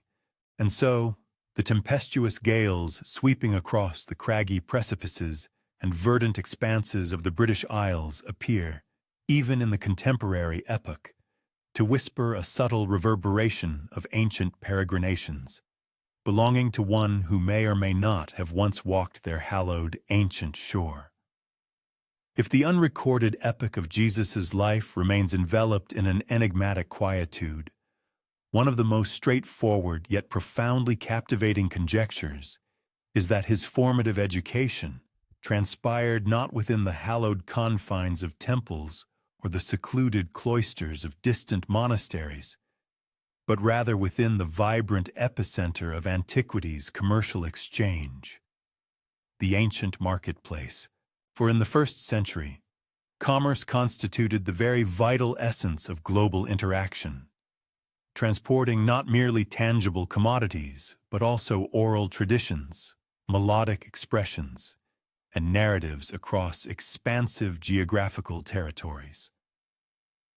In locales frequented by mercantile practitioners, intellectual currents disseminated freely, and perhaps more than anywhere else, it was in such dynamic spaces that a young man could encounter the immense breadth of human philosophical and practical wisdom. Nazareth itself was situated in close proximity to Sepphoris, a flourishing urban center undergoing a significant phase of reconstruction during Jesus' adolescence. Merely a day's walk away, it pulsated with the dynamic presence of Roman administrative personnel, Hellenic craftsmen, erudite Jewish academics, and wayfarers converging from all cardinal points. Some historical commentators have posited that Joseph and his son might have been employed there as carpenters, diligently fashioning timber for domestic dwellings, artisanal ateliers, structural spans, and supportive joists. If this hypothesis holds true, Jesus would have stood daily at the very confluence of disparate civilizations, perceiving the cadences of Latin resonating in one auditory canal, the nuances of Greek in the other, and the familiar inflections of Aramaic within his native linguistic framework. One might readily envision him within the bustling market square, encompassed by vendors' booths laden abundantly with succulent figs and plump olives, vibrant textiles, and meticulously wrought bronze artifacts. A merchant originating from the eastern reaches unrolls lengths of opulent silk, whose lustrous surface mimicked the undulating gleam of liquid. Another, arriving from the African continent, presents intricately sculpted ivory, a testament to prodigious craftsmanship. Metallic currency chimes, beasts of burden emit their characteristic cries, and human voices engage in spirited negotiations regarding monetary value. And in the midst of this pervasive chaos, narratives circulated with the same uninhibited ease as aromatic condiments. Accounts of remote military conflicts, intellectual doctrines originating in the Athenian polis, and peculiar ceremonial observances witnessed within the hallowed precincts of Indian sanctuaries. An attentive young individual might assimilate a greater breadth of knowledge within this milieu than could be gleaned from any written parchment. Merchants, in their own unique capacity, functioned as informal pedagogues. They bore sagacity with an ease comparable to the portability of their merchandise, disseminating aphorisms, adages, and fragments of spiritual conviction accumulated throughout their journeys. From them, Jesus conceivably heard descriptions of the sacred pyres of Zoroastrianism in ancient Persia, of the monastic enclaves of Buddhism in Bactria, and of the therapeutic practices of Egyptian curers employing botanical remedies and mystical invocations. He might have absorbed reports concerning Rome's interminable campaigns of territorial expansion, the coronations and assassinations of imperial Caesars, and the spectacles of gladiatorial combat staged in far-flung amphitheaters. For an individual possessing an acute receptiveness to auditory stimuli, the entirety of existence transformed into an unwritten sacred text. This particular possibility situates the unrecorded epic of Jesus' life not within the context of arduous, distant spiritual journeys, but rather within the realm of commonplace engagement, in the diligent execution of his craft, in the attentive process of listening, and in the gradual assimilation of the myriad utterances emanating from his immediate environment. The bazaar presented a tableau of inherent paradoxes, avarice juxtaposed with magnanimity, barbarity alongside benevolence, and exploitation existing concurrently with authentic camaraderie. Observing these multifarious human interactions afforded profound insights into the essence of the human spirit, its inherent vulnerabilities, and its capacity for elevated conduct. Later, when Jesus articulated narratives concerning affluent individuals and indigent widows, or recounted tales of misplaced coinage and concealed riches, his illustrative parables likely reverberated with the very vignettes he had previously witnessed amidst the mercantile community. There is a subtle yet profound aesthetic appeal in the conjecture that the Son of Man acquired sagacity not solely from revered spiritual instructors, but also from the common populace. From traders engaging in spirited bargaining, from itinerants recounting embellished exploits, from mendicants soliciting alms, and from agriculturists vending their produce at the break of day. In the cacophony of commerce, He may have perceived the comprehensive mosaic of human exigency and aspiration, and within that intricate tapestry, he may have discerned the subtle, underlying schemata of the divine realm. One might picture him again, not as a lone, peripatetic figure traversing arid wastes or towering peaks, but as an adolescent within the commercial hub, keenly observing, attentively heeding, and profoundly assimilating. A vendor of aromatics pulverizes cinnamic bark betwixt his digits, permitting its fragrant essence to permeate the atmosphere. A narrator enchants juvenile auditors with sagas of remote geographical locales. A fatigued mercantile convoy traverses the thoroughfare, its dromedaries burdened with voluminous rolls of fabric, its drovers vocalizing in exotic dialects. The adolescent remains on the periphery, his gaze luminous, his intellect actively engaged. His presence eludes general perception. He is merely an indistinguishable countenance amidst the throng. Yet within him, the scriptural quietude of the Gospels resonates with acute perception, with an immeasurable accumulation of knowledge, and with nascent kernels of sagacity destined one day to erupt into illustrative teachings. The theory positing Jesus' presence among traders, it must be conceded, may not possess the epic scope or exotic allure associated with expeditions to the Nile Delta or the Indian subcontinent, yet it nevertheless conveys a deeply resonant verity. That sagacity frequently emanates not from exceptional occurrences, but from a meticulous mindfulness towards the quotidian. The laconic nature of the Gospels might obscure, not peregrinations to distant lands, but rather the subtle, consistent maturation of an individual spirit endowed with unparalleled auditory receptivity.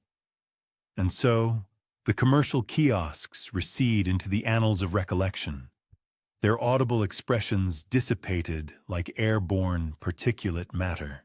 Yet perhaps concealed within their mundane disarray resided the nascent reverberations of doctrines destined to transform global consciousness.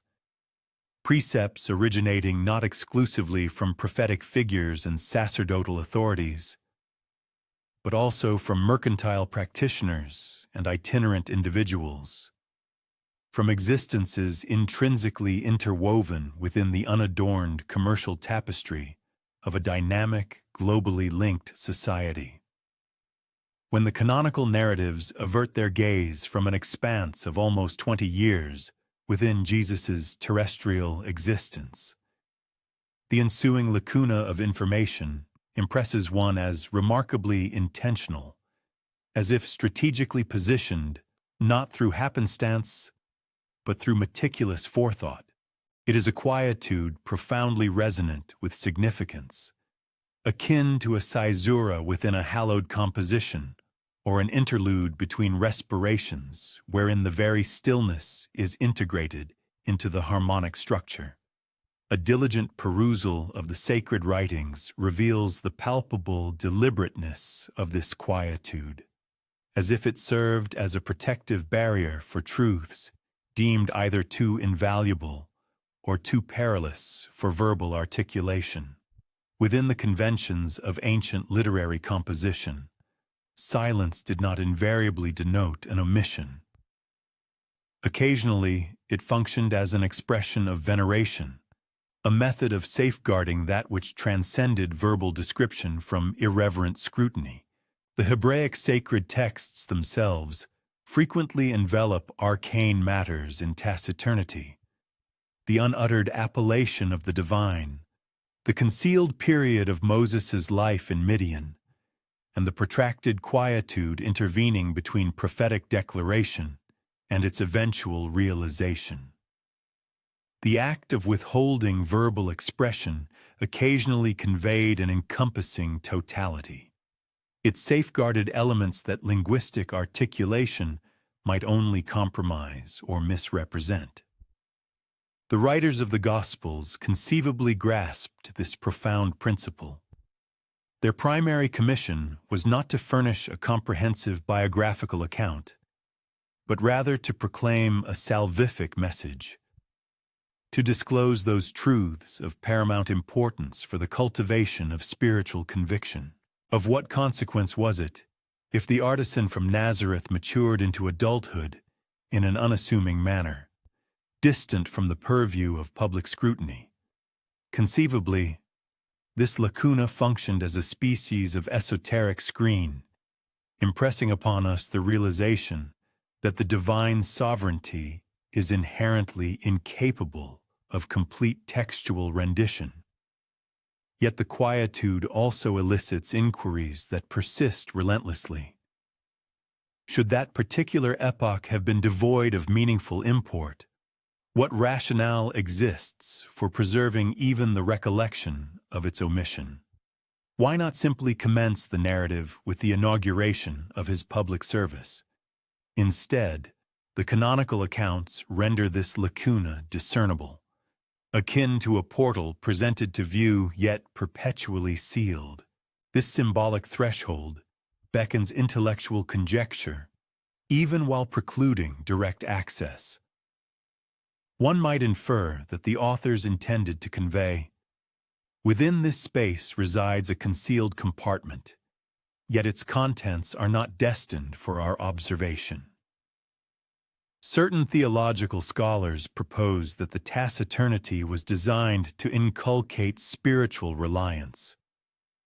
Through the deliberate exclusion of that temporal span, the Gospels compel the reader's attention not towards the incremental development of an existence, but upon the sacred imperative that manifests abruptly, as if emerging from an unidentifiable origin.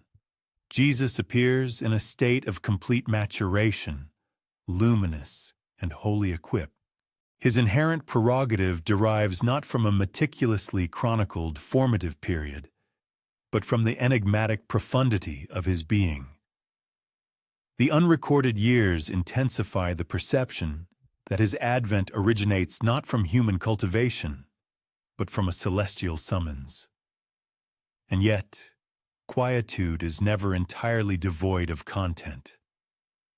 The unrecorded epoch elicits intellectual extrapolation, imaginative constructs, and profound yearning. They transform into an artistic medium upon which successive generations have rendered their individual conceptions of the Messiah. Esoteric practitioners populated this void with clandestine rites of passage, academic researchers with assiduous intellectual inquiry, and disbelievers with mundane anonymity. Thus, the absence of verbal articulation proves more fecund than its presence. It constitutes the experiential locus where every spiritual aspirant encounters the enigma according to their unique understanding. One might envision the very absence of sound as an instructional entity. Within the stillness of those undocumented years, Jesus conceivably assimilated insights more profound than any written text could impart. The virtues of forbearance, the dignity of toil, and the profundity of isolation. These were the experiential teachings derived from observing the cyclical transformations of nature, from heeding the lamentations of the impoverished, and from witnessing the manifestation of inequity within the commercial arena. Occasionally, taciturnity conveys greater instruction than verbal communication. It divests the mind of extraneous diversions, preserving solely the fundamental core of significance. The enigmatic quietude embedded within the sacred writings, therefore, constitutes not simply an omission to be regretted, but rather a shroud to be meditated upon. Analogous to the sacrosanct inner sanctum of the temple, sequestered and invisible, it intimates that spiritual purity necessitates a degree of concealment. Certain verities are destined to endure in an unarticulated state, not owing to their vacuity, but rather because their inherent plenitude and incandescent brilliance defy linguistic encapsulation. As one seeks repose this evening, permit that profound quietude to enfold one's being. Contemplate that undocumented period not as a void, but as an occulted presence, actively anticipating, undergoing a process of internal development. This is the tranquil prelude to tumultuous upheaval, the serene calm preceding profound disclosure. In a manner analogous to how nocturnal hours anticipate the emergence of daybreak, so too does the scriptural quietude condition us for the resonant utterance destined one day to reverberate from the summit of the mountain. The vocalization that will articulate illustrative narratives and supplications. The vocalization that will persist indelibly in memory. Thus, the quietude constitutes an intrinsic component of the unfolding narrative, a deliberate interlude sculpted into the account, serving as an admonition that not every detail is amenable or appropriate for articulation, and that certain enigmatic phenomena exist not for intellectual elucidation, but for profound veneration. Consequently, the seemingly vacant years within the Gospels transmute from an imperfection into an inherent characteristic, a transcendent quietude murmuring throughout the ages that even amidst non-manifestation, the numinous remains immanent. In the profound quietude of absence, the divine nonetheless makes its profound presence felt. When the nascent Christian congregations commenced the formidable task of compiling their sacred writings, the pervasive lacuna encompassing Jesus' undocumented years was likely not the sole instance of deliberate silence. Beyond the hallowed scriptures that ultimately gained admittance into the canon, there existed a multitude of other narratives, manuscripts now categorized as apocryphal, Gospels branded as heterodox, and oral traditions discreetly maintained through hushed tones rather than inscribed upon parchment. Some of these accounts boldly ventured to illuminate Jesus' formative youth, his extensive journeys, and even his teachings beyond the conventional confines of Judea. Yet, the vigilant guardians of orthodoxy exercised meticulous discernment, and a substantial body of material was purposefully excluded from the sacred precincts. The intricate process of canon formation was neither swift nor uncomplicated. Over the span of centuries, revered bishops and ecclesiastical councils engaged in fervent deliberations, meticulously debating which writings genuinely conveyed the authentic voice of Christ and which were destined for repudiation. The four canonical Gospels, Matthew, Mark, Luke, and John, ultimately emerged as foundational pillars, while scores of other texts faced condemnation, concealment, or eventual oblivion.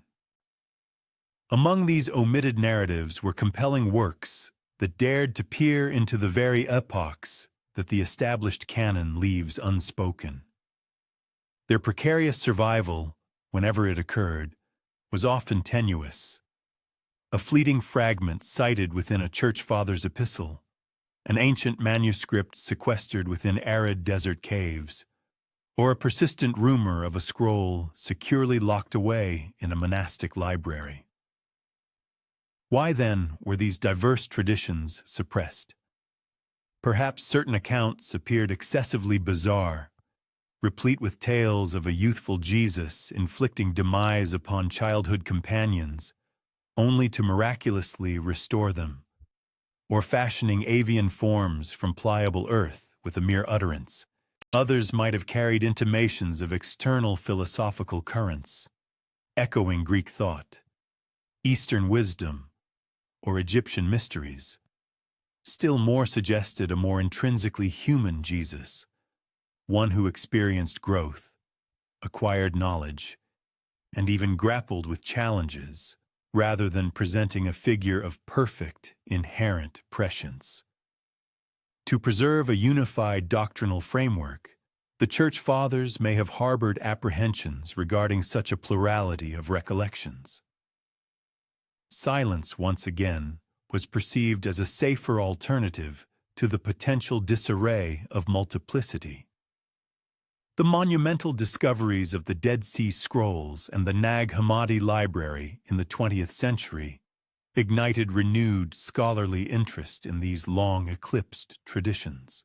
Within earthen jars, interred beneath desert cliffs, and in codices carefully hidden by ancient monks, researchers brought to light ancient manuscripts long forgotten.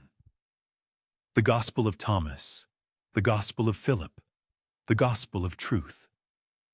These writings unveiled a tapestry of Christian thought considerably more varied than the one meticulously preserved within the canon. Mystical, esoteric, replete with arcane pronouncements and divergent historical perspectives. None offered a precise chronological account of the lost years. Nevertheless, many strongly hinted that a considerable amount had been intentionally kept veiled. It remains compelling to contemplate what knowledge might still lie undiscovered. Some whisper of ancient codices hidden within remote Himalayan monasteries, purportedly describing Jesus' eastward journeys. Others speak of manuscripts sealed within the Vatican's clandestine vaults, deemed too incendiary for public dissemination.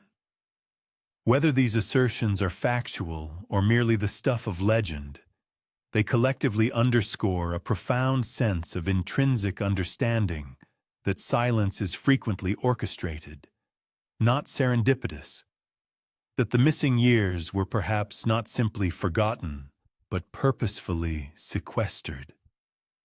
Imagine for a moment the hushed monastic writing chamber of an early monastery, illuminated by flickering oil lamps, the air thick with the fragrant scent of incense.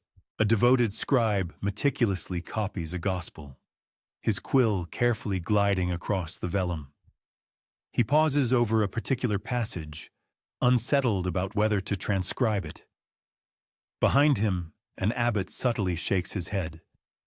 It is better to omit. Better to allow the silence to endure. Better to safeguard the mystery than to reveal what might confuse or sow discord. The page is left blank, the words irrevocably lost. And with that singular decision, the very trajectory of history is profoundly altered. Such eclipsed historical narratives serve as a poignant reminder that what ultimately survives is never the entirety of the story. Power dynamics, inherent fears, and profound reverence all conspire to shape the repository of collective remembrance. When we confront the missing years of Jesus, we encounter not merely an absence, but a deliberate choice. Someone, somewhere, made the critical determination of what information we would be permitted to recall and what we would not. The silence, therefore, is not an empty void. It is a meticulously fashioned void. This realization carries its own subtle disquiet. How much of the past has been purposefully consigned to oblivion? How many profound truths lie beneath the shifting sands of deserts, behind the locked doors of ancient libraries, or within the attenuated echoes of fading oral traditions? The lost years of Jesus may represent only the most renowned example of a more expansive realization. That history is defined not only by what is overtly recounted, but also by what is assiduously concealed. And so when we encounter suppressed traditions, we are invited to listen with greater discernment, not solely to the words that have endured, but to the profound silence that encompasses them. For in that very silence lies the resonance of narratives once told, perhaps still patiently awaiting their moment to be heard. The Gospel's protracted silence may not be a fortuitous historical contingency, nor merely the outcome of systematic suppression. To some, it feels instead like an intentional shroud, a clandestine epoch of spiritual maturation when Jesus withdrew from the public stage of history to be molded for the momentous events that lay ahead. In this interpretative framework, the lost years are not truly lost at all. They are deliberately veiled, enshrouded in enigma, because they pertained not to public witness, but to intimate metamorphosis. Every human life contains such seasons, though few are overtly observed. Periods of quiet growth, of patient anticipation, of internal shaping that leaves scant tangible record, but fundamentally alters everything. A seed germinating in darkness, an unobserved metamorphosis within a chrysalis, a faint dawn preceding sunrise. Perhaps the life of Jesus encompassed its own hidden interval when the bedrock of his divine purpose was established, not through overt miracles, but through profound silence. Certain theologians propose that this veil serves to safeguard a sense of sacred awe. To expose every mundane moment of his youth would have been to attenuate the profound enigma of divine embodiment, to confine the transcendent to a mundane chronology of days. By leaving those years unspoken, the Gospels subtly remind us that not every facet of Christ's life was intended for human eyes. Some aspects belonged solely to the divine. Others perceive in this veil an archetype of providential conditioning. Moses, for instance, spent 40 years in Midian before returning to lead the people of Israel. The ancient prophets frequently retreated into wilderness solitudes prior to receiving their divine call. Even John the Baptist emerged only after years of secluded contemplation. Within this established rhythm, Jesus' hidden years fit naturally, a designated time apart when ordinary existence was seamlessly integrated into an unparalleled state of preparedness. The silence, therefore, may signify not neglect, but rather sacred forbearance. There is an intrinsic allure in contemplating those years as a period of tranquil preparation. Perhaps Jesus embraced a life of unadorned simplicity, laboring with his own hands, observing the cyclical turning of the seasons, and diligently caring for his family. Perhaps he wandered the Galilean hills, internalizing the cadences of the natural world. The sparrow's swift flight, the olive's gradual maturation, the vineyard's bountiful harvest. Perhaps he engaged in solitary prayer, listening intently for the divine voice that would one day resound within him. The preparation need not have been exotic to be deeply transformative. Even the most commonplace rhythms can become hallowed through mindful engagement. This veil also invites us to consider that metamorphosis frequently necessitates a period of obscurity, much like a seed must remain buried before it breaks forth into bloom. So perhaps Jesus' early manhood was kept hidden because it was not yet the appointed time for his revelation. When he finally appeared at the Jordan, the impact was immeasurably greater precisely because he emerged from a profound silence. The hidden years rendered the abrupt commencement of his public mission all the more striking, akin to lightning suddenly breaking forth from a dark, brooding sky. Imagine those years as an intricate fabric intricately crafted in obscurity, its pattern remaining concealed until the veil is eventually lifted. When Jesus commences to teach, to heal, to forgive, we witness the unveiled tapestry, yet the meticulous weaving process itself remains unseen. The Gospels present us with the culminated masterpiece, rather than the arduous process of its creation. For the weary soul seeking solace, this notion carries a profound comfort. Our own lives, too, contain hidden seasons. Times when little of apparent significance seems to transpire, when our days feel ordinary, unremarkable, and largely unnoticed.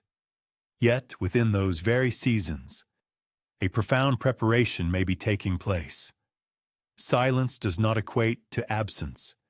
Hiddenness does not signify waste. It may signify that something unseen is growing, patiently awaiting its destined moment to emerge. And so, the veil of preparation transcends a mere mystery of history. It evolves into a resonant parable for our own lives. The missing years of Jesus remind us that even the most pivotal journeys contain extended periods of tranquil introspection, when the story is written not in public deeds but in private transformation. The silence is not emptiness, it is readiness. Picture him now, a young man traversing the hills at dusk, the sky suffusing with an indigo hue, the air cool with the approaching night. He carries no sacred scrolls, performs no miracles, gathers no disciples, only the serene conviction of one who is being molded for a preordained fate yet to be unveiled. The world remains oblivious to his presence. History offers no record of him. Yet, within that profound silence, the unfolding future is already nascent. To contemplate the missing years of Jesus is also to envision the vibrant world into which he was born. A world vibrantly interconnected with intersections where diverse cultures overlapped and profound wisdom permeated like confluent streams converging at a delta. The Mediterranean was far from a closed basin. It served as a bustling conduit for exchange. Ideas traveled with itinerant traders, seasoned soldiers, and devout pilgrims as surely as exotic spices and luxurious silks.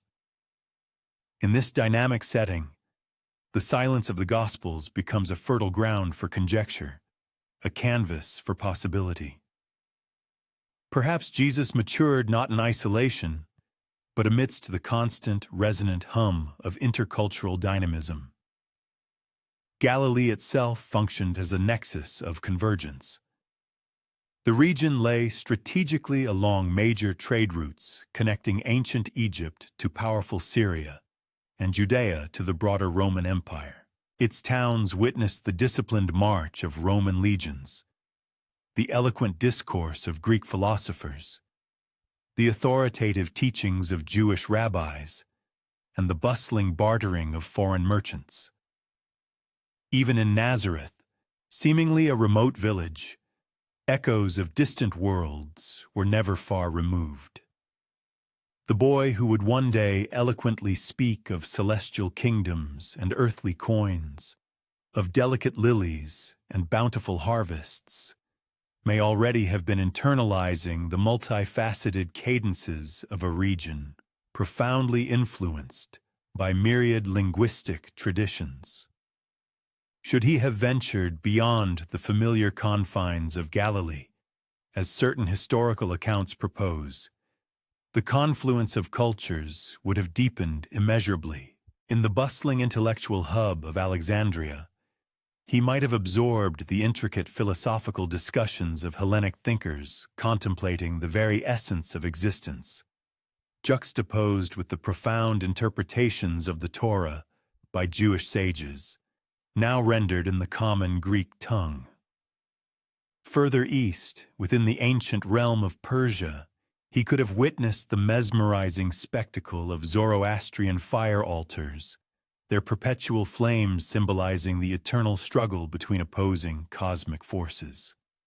Traversing the legendary Silk Road, his path might have intersected with serene Buddhist ascetics, clad in their distinctive saffron vestments, imparting profound wisdom on the path to liberation from suffering and the cultivation of profound compassion. Each such destination represented a vital nexus within an expansive global network, transmitting a symphony of voices that reverberated across vast continental expanses. Upon careful examination of Jesus' subsequent pronouncements and doctrines, subtle indications of this profound interconnectedness become discernibly apparent. His illustrative parables, such as the sower distributing seeds upon varied terrains, the illumination concealed beneath a bushel, or the precious valuables interred within earthly plots, possess an undeniable, pervasive clarity. These narratives would have resonated not merely within the specific context of Judea, but across any agricultural civilization, any human society where individuals grappled with the inherent oscillations of aspiration and apprehension. His profound declarations concerning fraternal affection, boundless clemency, profound modesty, and the imperative for internal metamorphosis echo fundamental verities articulated in distant territories. Whether through personal exploration, the tutelage of enlightened mentors, or the subtle, pervasive absorption from an inherently diverse global environment, his profound insight transcends the boundaries of a singular provincial origin. It is precisely this fascinating enigma that renders the unrecorded years of his life so profoundly captivating. They unveil an intriguing prospect that Jesus' intellectual and spiritual formation was not exclusively sculpted by the tenets of his native heritage, but rather by the vibrant, dynamic interplay among divergent civilizations. This perspective posits that he occupied, whether consciously or unconsciously, a pivotal intersection where the cultural currents of the Orient converged with those of the Occident, where ancient wisdom encountered nascent perspectives. Consequently, his eventual doctrines may not have constituted direct appropriations from other belief systems, but rather were subtly imbued, profoundly augmented, and expansively broadened by the collective wisdom and diverse expressions of the human spirit throughout the world. Envision him standing at such a vibrant cultural nexus, sun-dusted arteries of travel converging from myriad points on the compass, caravans laden with precious commodities steadily arriving from every conceivable quarter. Traders meticulously unburdened their valuable merchandise, lustrous ivory from the heart of Africa, shimmering silk fabrics from the distant reaches of China, and exquisitely crafted glass artifacts originating from the Roman Empire.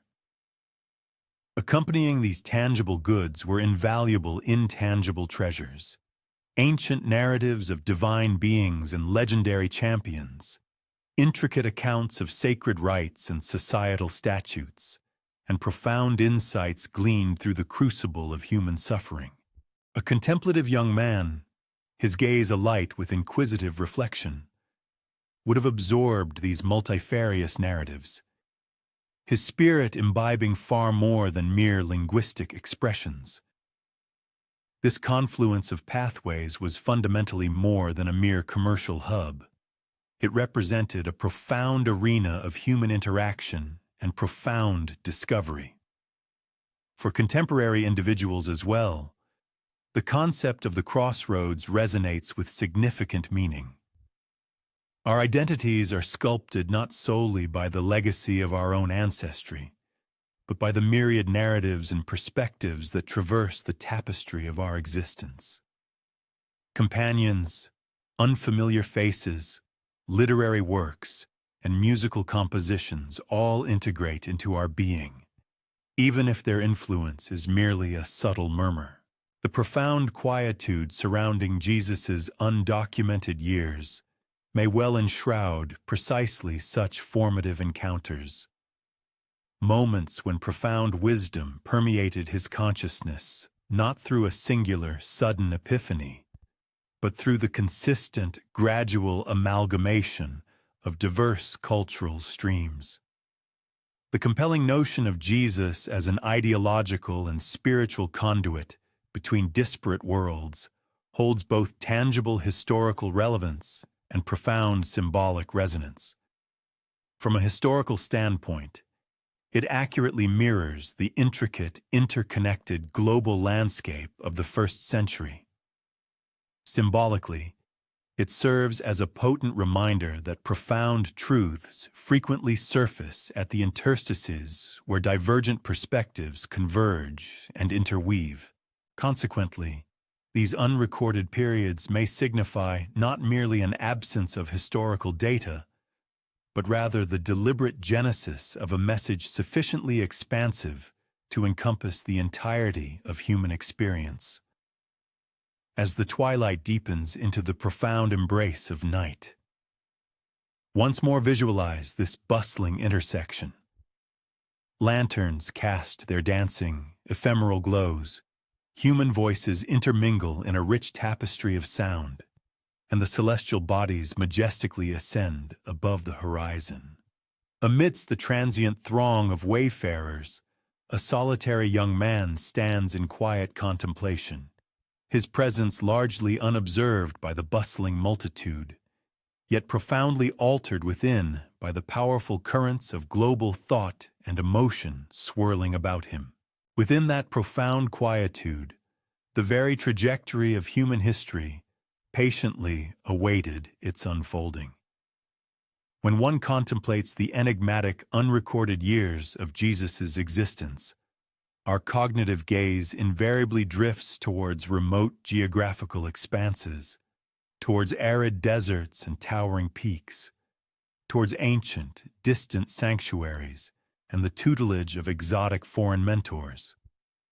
However, it is entirely plausible that the authentic essence of those formative years resides not within the realm of the extraordinary or the esoteric, but rather within the mundane and commonplace, subtly concealed in plain view.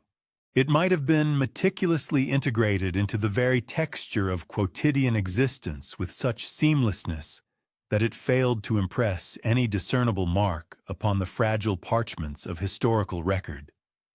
Indeed, Jesus might not have embarked upon extensive travels whatsoever. Instead, he could have resided with unassuming quietude in the village of Nazareth, fulfilling the role of a carpenter's son, a sibling within a modest family unit, and a fellow inhabitant among diligent agriculturalists and bustling merchants. The profound reticence of the canonical Gospels could therefore signify not clandestine peregrinations, but rather an understated existence of profound simplicity. A succession of days dedicated to diligent toil, marked by the persistent sheen of perspiration on his brow, and hands hardened and made resilient by the constant manipulation of implements and timber. Such a life, characterized by its humility and lack of formal documentation, might not have appeared sufficiently momentous to merit preservation by the initial chroniclers of his ministry. Nevertheless, it may have served as the very crucible, the intense transformative forge, for his subsequent revolutionary instruction. Reflect upon the sheer volume of his illustrative parables that derive their essence from the most fundamental cadences of rustic existence. The meticulous sower dispersing seeds across unyielding stony earth and bountiful fertile loam. The vigilant shepherd painstakingly seeking a stray lamb that has wandered from the flock. The diligent woman meticulously sweeping her dwelling in pursuit of a lost coin. The astute merchant divesting himself of all possessions to acquire a pearl of unparalleled value.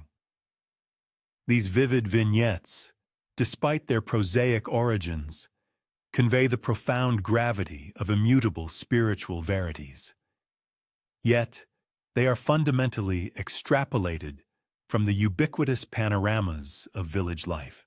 It is as if the unrecorded decades were devoted to assiduously collecting these potent images, one by one, meticulously refining them in profound silence, until they would brilliantly illuminate his later parabolic narratives. Furthermore, even the tangible practical aspects of his subsequent public ministry may subtly echo these years of unassuming manual labor. A skilled carpenter inherently comprehends the intrinsic fortitude of various timbers, the profound patience requisite for construction, and the significant repercussions of miscalculation. He possesses an intimate understanding of the distinct textures of olive and cedar wood, the rhythmic percussion of the hammer, and the precise incisiveness of the chisel, and the enduring resilience inherent in robust stone foundations. Subsequently, when Jesus eloquently expounded upon the architectural wisdom of constructing dwellings upon unyielding bedrock versus precarious sand, or articulated the profound concept of yokes crafted for ease and burdens rendered light, it is highly conceivable that he was directly referencing practical insights initially assimilated and mastered within the humble confines of a carpentry workshop.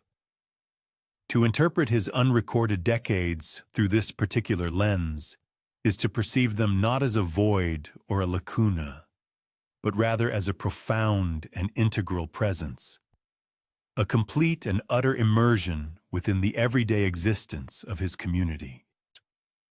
Unseen yet omnipresent, he shared their fundamental human experience, toiling with the same diligence, laboring with comparable effort, and enduring the very same tribulations that characterized their lives. His profound doctrines, when finally articulated, bore the indelible imprimatur of shared human experience. He did not promulgate his message from a position of elevated academic detachment, but rather from the deeply rooted sagacity of an individual who had authentically navigated the intricacies of life alongside his fellow villagers. Furthermore, an inherent enigma permeates the very banality of this proposed existence. If the divine Son of God genuinely traversed the earthly realm, it remains profoundly remarkable that he did so for numerous decades, devoid of any public spectacle or widespread recognition. His immediate neighbors might have perceived him solely as an unassuming artisan, nothing beyond that humble designation. It is entirely plausible that they encountered him routinely within the bustling marketplace, utterly oblivious to the profound reality that the very individual destined to fundamentally transform the entire global paradigm stood in their midst, entirely unheeded.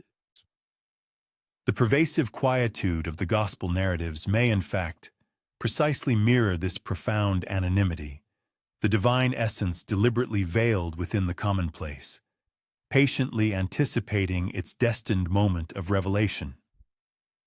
In moments of contemplative, private reflection, this particular hypothesis evokes both a profound sense of humility and an abiding marvel. How frequently do human beings inadvertently disregard the sacred, precisely because it manifests itself cloaked in the unassuming guise of the ordinary? How often do we ardently pursue profound revelations in remote, exotic locales, while simultaneously neglecting the subtle yet potent wisdom that quietly blossoms within the rhythms of our own daily existence? These unrecorded epochs serve as a poignant memento that true greatness is frequently cultivated and prepared within the depths of obscurity, and that the utterly extraordinary can burgeon and flourish entirely unobserved within the fertile soil of the commonplace. Allow your mind's eye to conjure an image of the ancient village of Nazareth. Visualize the unpretentious dwellings constructed from rugged stone and sun-baked clay. Observe the verdant olive groves, their leaves shimmering with a silvery luminescence as they sway gently in the refreshing breeze. hear the joyous peals of children's laughter echoing through the quaint, narrow pathways. Within a humble, unassuming workshop, a young man intently leans over a piece of timber, meticulously molding and refining it with precise, practiced hands. His countenance remains serene, conveying an inner tranquility, while his deliberate movements exhibit unwavering steadiness and purposeful intent. No chronicler meticulously inscribes his appellation into any official ledger. No observer meticulously annotates the specific dates of his daily existence. And yet, within that profound, unyielding silence, the very foundations of future history were being meticulously laid and prepared. The enigmatic lost years of his life may not necessitate far-flung expeditions or exotic narratives to elucidate their inherent power and transformative influence. Perhaps they require merely this: an existence embraced with quietude, lived with profound fullness, and observed with meticulous attentiveness amidst the routine cadences of a village community. Subtly concealed within the fabric of the visible world, the future progenitor of eternal wisdom was, in essence, absorbing profound lessons from the very dust of the terrestrial plane, from the arduous exertion manifest in the sweat of manual labor, and from the unassuming, yet profound, rhythm of human existence itself. A distinct interpretative framework offers an alternative approach to comprehending the profound reticence surrounding Jesus' unrecorded years, an approach that does not seek elusive clandestine journeys or purportedly suppressed ancient manuscripts, but rather conceptualizes the very absence of detail as a deliberate, intentional mythic construct. From this perspective, the chronological lacuna is not perceived as an unforeseen historical oversight or a mere happenstance, but rather as a purposefully designed symbolic expanse, functioning as a profound parable intricately woven into the foundational narrative architecture of the Gospels themselves. Okay. Consequently, these unrecorded decades transmute into a form of sacred metaphor, conveying profound truths and insights through the eloquent medium of silence, truths that might prove inexpressible or less potent if articulated through conventional linguistic means.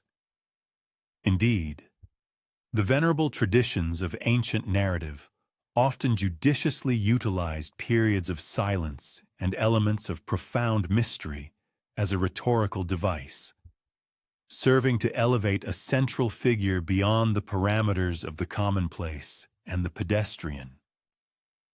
Legendary heroes, for instance, were occasionally introduced through miraculous or wondrous birth narratives, only to subsequently disappear from the historical or mythological chronicles, reappearing later as fully developed, mature individuals, seemingly without a transitional period.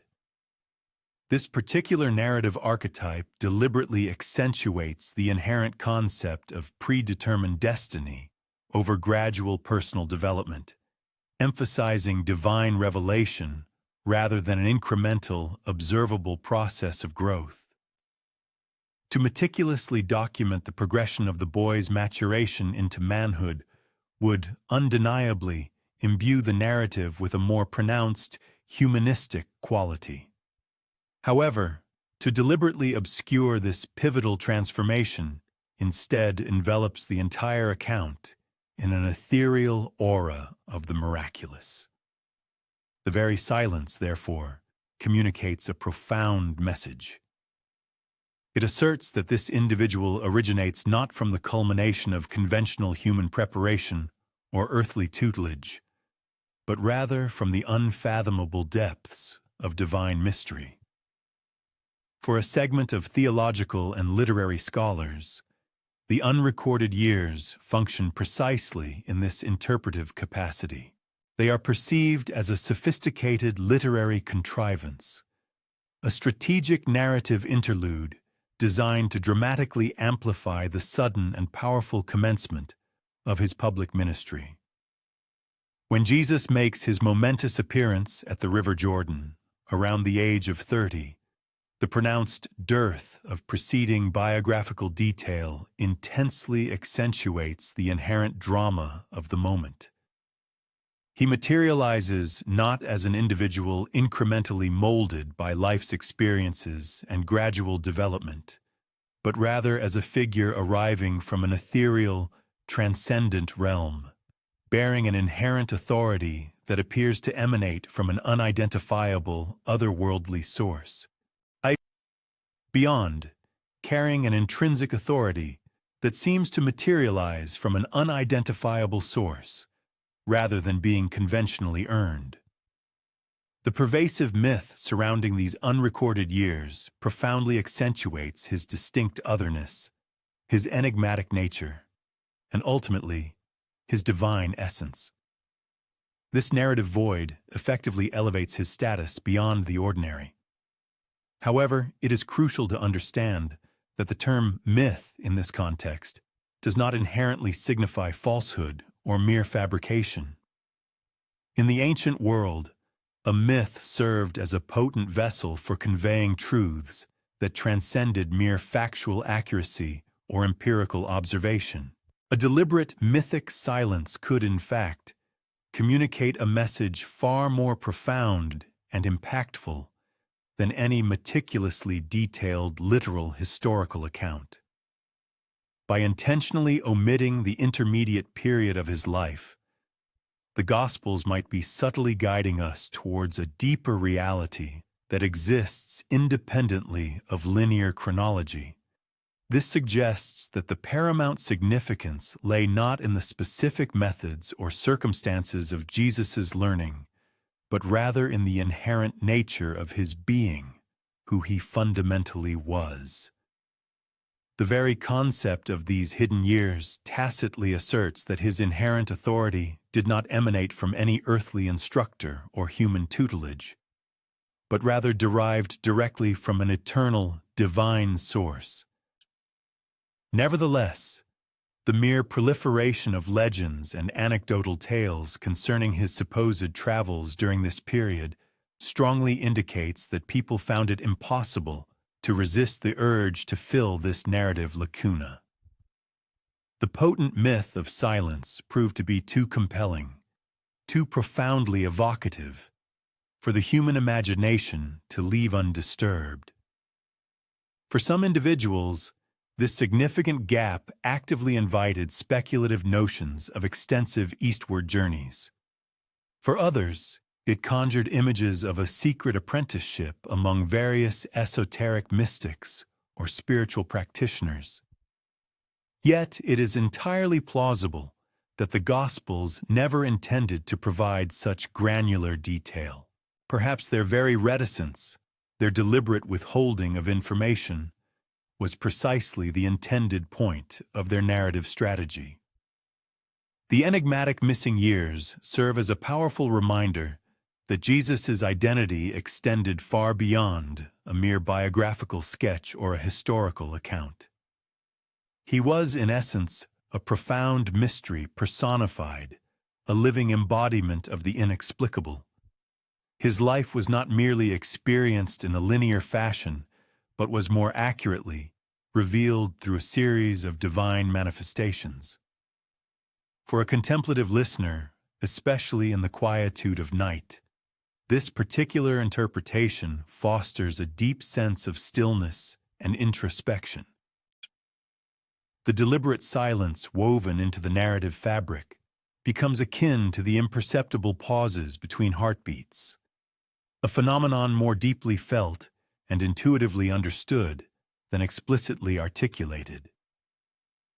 It gently compels us to embrace and sit comfortably with that which defies easy explanation, to find solace in the fundamental truth that not every profound question inherently possesses a readily available answer. Indeed, sometimes the very absence of information or a definitive response constitutes the most eloquent answer.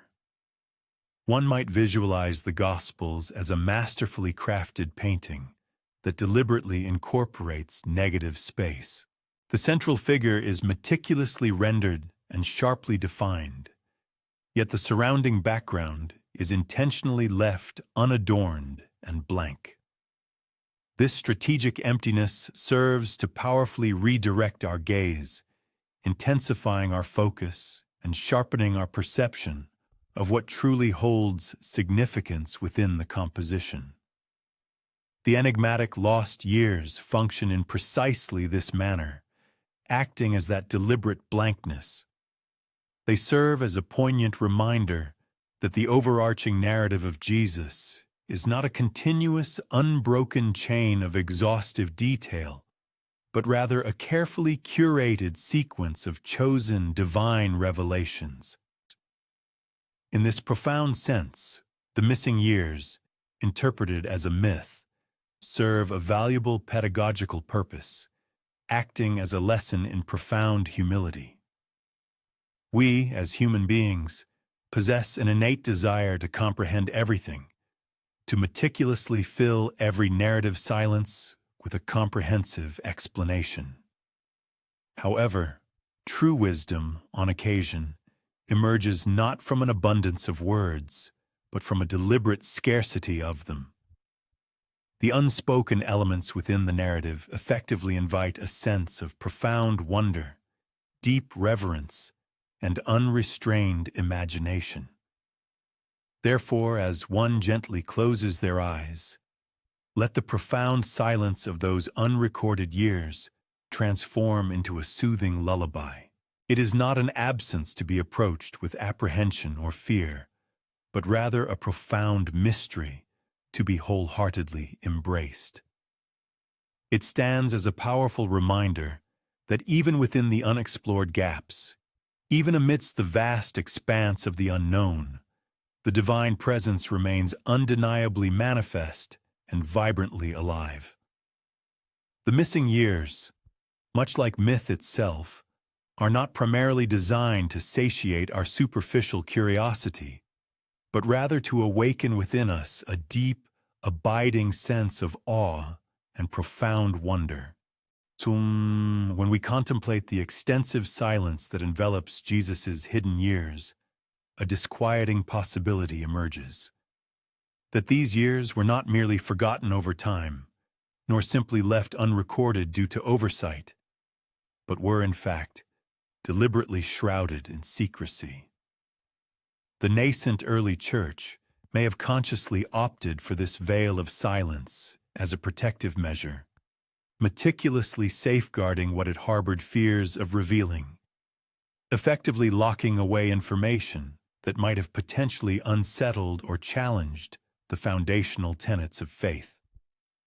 History, it is often observed, is profoundly shaped not only by what is explicitly documented, but also, significantly, by what is intentionally withheld.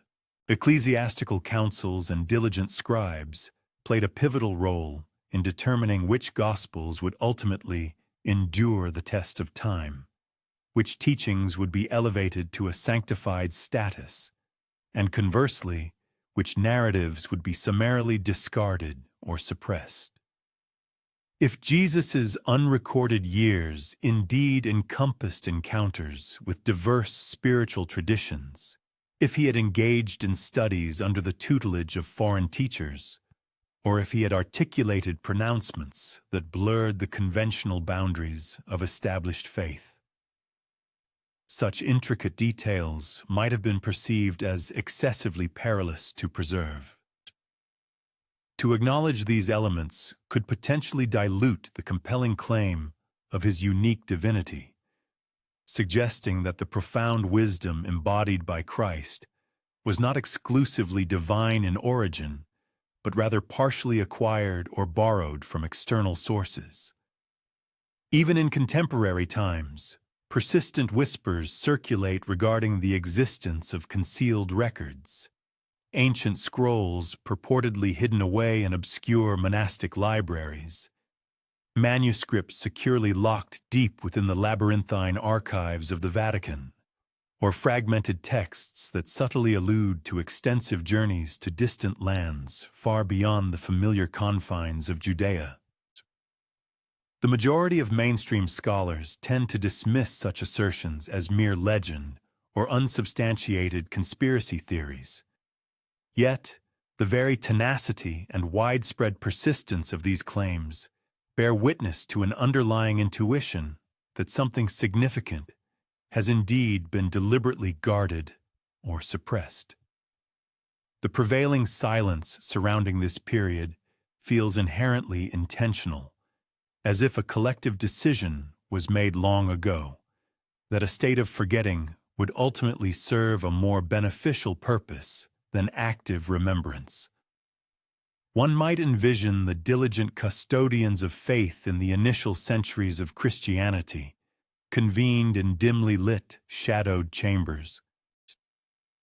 A scribe carefully unrolls a fragile scroll, its ancient ink faded but still remarkably legible, recounting a captivating narrative of the young Jesus engaged in profound study among various foreign mystics. The assembled elders exchange knowing glances. Such a narrative, they might have mused, could potentially confuse the devout faithful, blurring the clear distinction between divinely chosen revelation and the more mundane human pursuit of knowledge. One by one, they solemnly shake their heads in agreement. The scroll is then carefully set aside, its powerful words destined never to be copied or widely disseminated, its memory deliberately allowed to gradually dissipate into obscurity. In this intricate process, deliberate secrecy effectively transforms into a form of preservation. To contemplate the missing years from this particular vantage point is to squarely confront the profound possibility that history is not merely curated by unforeseen accidents, but also, quite significantly, by deliberate and calculated intention. Silence, in certain instances, functions as a formidable wall constructed not primarily to safeguard an inherent truth, but rather to protect an entrenched power structure. What lies concealed behind this formidable barrier may, in all likelihood, never be fully known. Yet, the very existence of the wall itself conveys a profound message, that at some point in the distant past, a conscious choice was made to guard, to withhold, and to meticulously seal away certain narratives. For the listener gently drifting into a state of rest, this intriguing possibility evokes a complex blend of both unease and profound wonder. If secrets were indeed meticulously kept, they serve as a powerful reminder of the inherent fragility of human memory and the disconcerting ease with which narratives can be meticulously shaped and controlled by those who wield the power of the pen.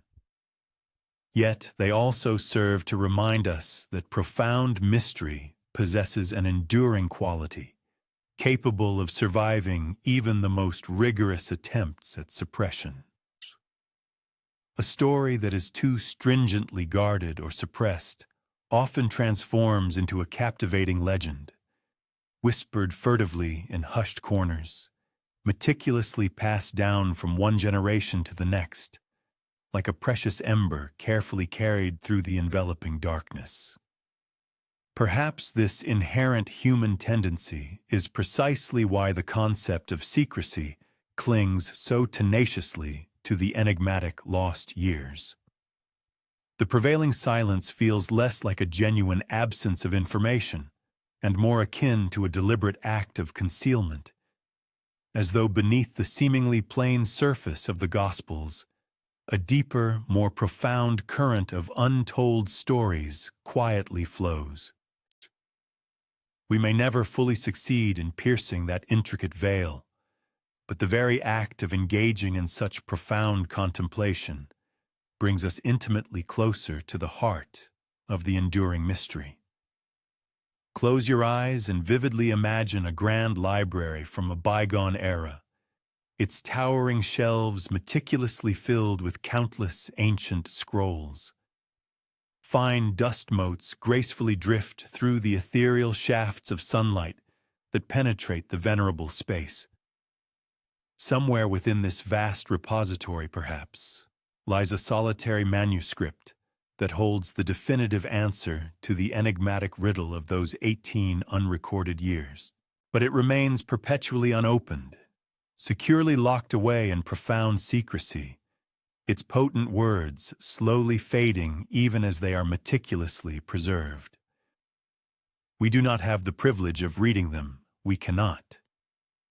Yet their profound silence speaks volumes, echoing resonantly across countless centuries, serving as a poignant reminder that what remains hidden is, at times, as immensely powerful and influential as what is openly revealed. In the vast, pervasive hush that envelops Jesus' missing years, narratives frequently gravitate towards the captivating image of hidden manuscripts. Ancient scrolls meticulously written and subsequently lost to time.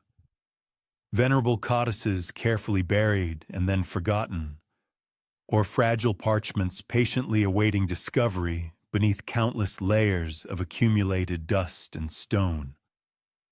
The very notion of such discoveries possesses a dreamlike, almost ethereal allure, as if somewhere in a remote, secluded library or a sealed, forgotten cave, the definitive answer to the perplexing riddle of those 18 years still exists in tangible ink, patiently awaiting its eventual unearthing.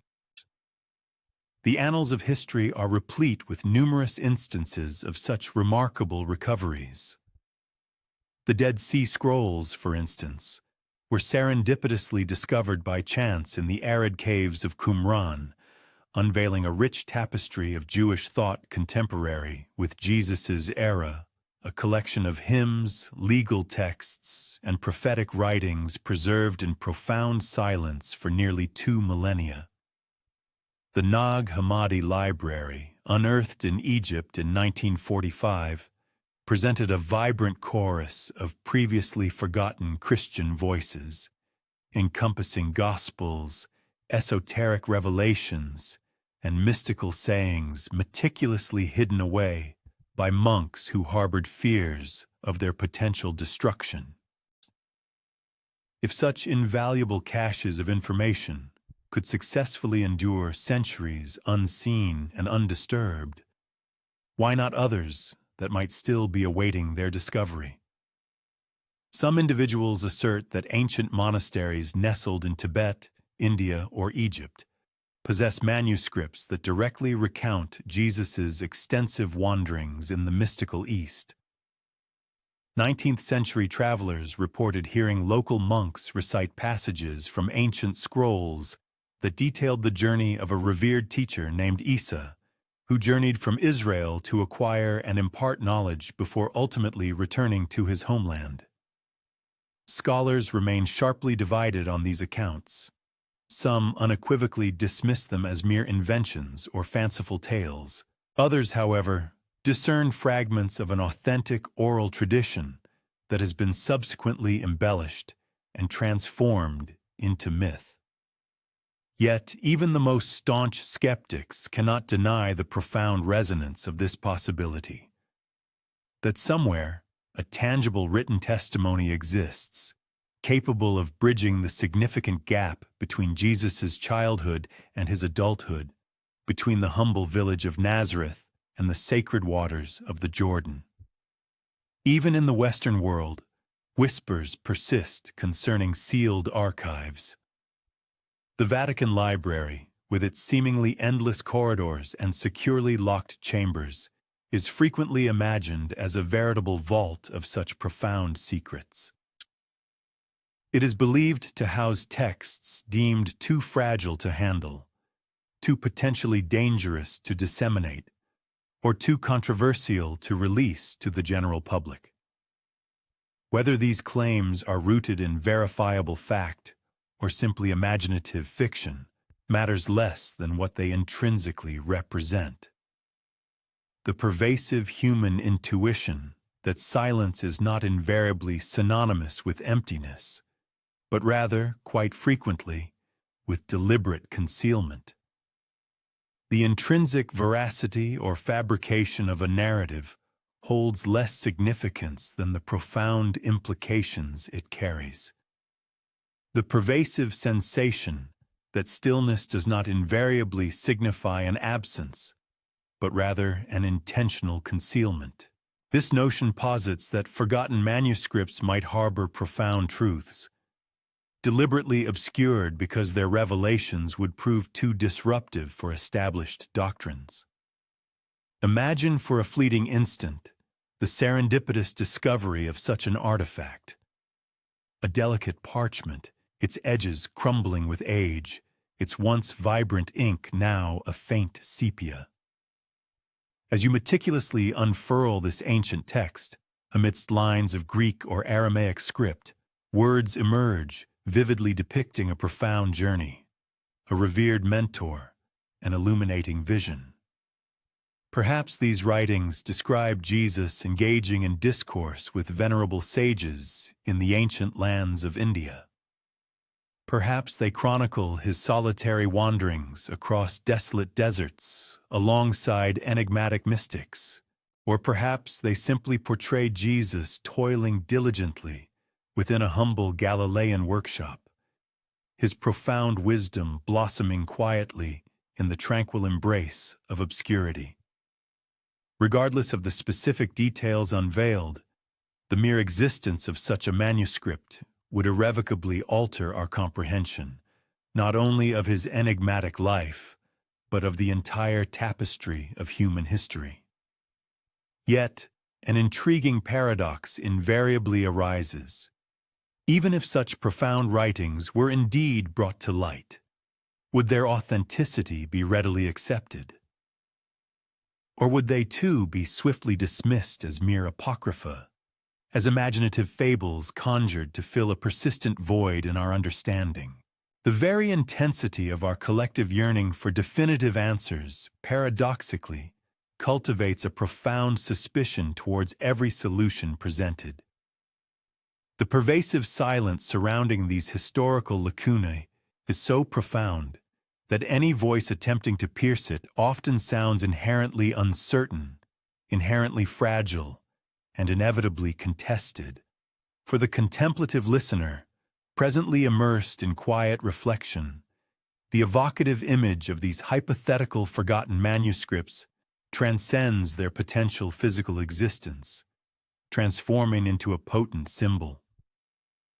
Whether they genuinely exist or remain purely conjectural, they serve as a poignant reminder that human memory is inherently ephemeral, that truth frequently lies hidden, patiently awaiting its revelation within the depths of silence.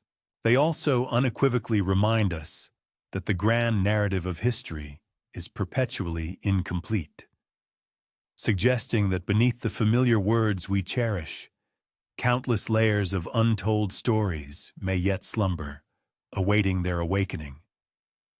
Close your eyes for a moment and vividly conjure an image of a secluded monastery, perched majestically high amidst towering mountains. Snow delicately accumulates upon its ancient roof, while the relentless wind howls with mournful intensity against its weathered stone walls.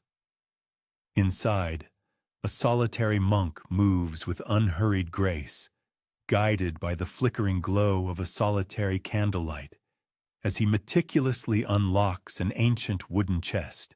Within its hallowed confines lie venerable scrolls, carefully bound in aged cloth, untouched and unread for countless centuries. He pauses, his movements deliberate, as he gently lifts one such scroll and begins to decipher its long-lost script. Outside, the profound darkness of night deepens, enveloping the world in its silent embrace. Inside, a voice, long stilled by the passage of time, stirs once more, resonating softly, finally breaking the enduring silence. Perhaps such extraordinary manuscripts will forever elude discovery. Or perhaps they already exist, patiently biding their time, cleverly concealed in plain sight, awaiting the auspicious moment when humanity is truly prepared to receive their profound message. Until that time, they persist as an integral component of an enduring enigma, these forgotten manuscripts pertaining to Jesus' enigmatic lost years, perpetually haunting the vast expanse of silence with their tantalizing possibilities. When the nascent Christian faith took firm root and subsequently proliferated across diverse lands, generations after the crucifixion of Jesus, a distinct group of spiritual seekers emerged, choosing the untamed wilderness as their sacred sanctuary. These individuals, revered as the desert fathers and mothers, consciously retreated into the austere and barren topographies of Egypt, Syria, and Palestine, deliberately forsaking the clamor of urban centers and the comforts of conventional living to inhabit humble caves, rudimentary huts, and isolated monastic cells. Their quest was not for fleeting distractions, but for profound silence, not for temporal power, but for spiritual purity. Within their preserved sayings and fragmented writings, a curious resonance persists, subtle allusions suggesting that certain profound mysteries are best left unarticulated. The Desert Fathers were the spiritual inheritors of a venerable tradition that may very well extend back to those elusive missing years of Jesus' life. They held an unwavering conviction that the desert environment, in its stark simplicity, possessed the power to strip the soul bare, effectively eradicating illusions and exposing unvarnished truth. For them, it was a crucible of profound trial, a relentless arena of temptation, but concurrently, a sacred space for illuminating revelation. In their spiritual paradigm, silence was not perceived as an absence, but rather as an abundant fullness, a sacred expanse where divine presence could be profoundly experienced without the intrusive interference of human language. They transmitted sacred narratives, not as meticulously polished gospels, but as ethereal whispers, inherently enigmatic, tantalizingly incomplete, and stubbornly resistant to straightforward clarity. Within this venerable tradition, some ascetics alluded vaguely to Jesus' hidden years. They refrained from narrating explicit stories, instead hinting at mysteries deemed too perilous, too sacred, or too susceptible to misinterpretation to be openly divulged. In their profound silence, we discern a poignant reflection of the gospel's own reticence, a steadfast insistence that what held the most profound significance was not to be verbally articulated, but rather to be authentically lived. A profound aphorism attributed to the revered Desert Fathers states, "If you have words, you are not yet silent. If you are not silent, you do not yet see." Could this profound statement serve as their implicit explanation for the enigmatic missing chapters of Jesus' life, that the essence of his spiritual preparation resided within silence itself, within the rigorous discipline of obscurity, within the meticulous shaping of a heart profoundly attuned to the divine? Imagine a youthful Jesus embarking upon a solitary sojourn into the wilderness, as prophets frequently did. Days seamlessly extend into weeks, the scorching sun blazing relentlessly by day, the innumerable stars piercing the inky blackness of night. He quenches his thirst from meager springs, subsisting on the sparse sustenance the land grudgingly provides.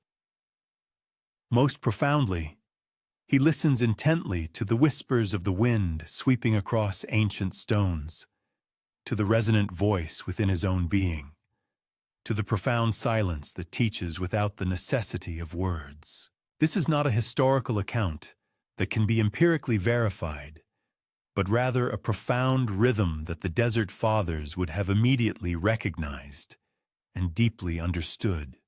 For they, too, held the unwavering belief that silence possessed the transformative power to sculpt and refine the human soul. Centuries later, when these ascetics retreated into the desolate desert landscapes, they may have been consciously or unconsciously reenacting the profound pattern of those lost years. Their lives served as living parables of withdrawal and subsequent return, of profound hiddenness and illuminating revelation. They bequeathed no detailed chronicles of Jesus' youth, yet their very manner of living strongly suggested a profound, unarticulated understanding. Some truths, they believed, are not formally recorded precisely because they defy recording. They are experienced solely within the profound embrace of silence. For the attentive listener this evening, this contemplative thought imparts a quiet yet profound lesson. The missing years may be less concerned with geographical specifics, where Jesus journeyed, what academic disciplines he pursued, and more profoundly focused on interiority. How silence meticulously prepared him, how hiddenness exquisitely refined his spirit. The Desert Fathers serve as a potent reminder that the most profound mysteries often transcend the confines of language, and that sometimes what is deliberately withheld holds greater power and significance than what is explicitly revealed. Picture a secluded desert cave at the mystical hour of dusk.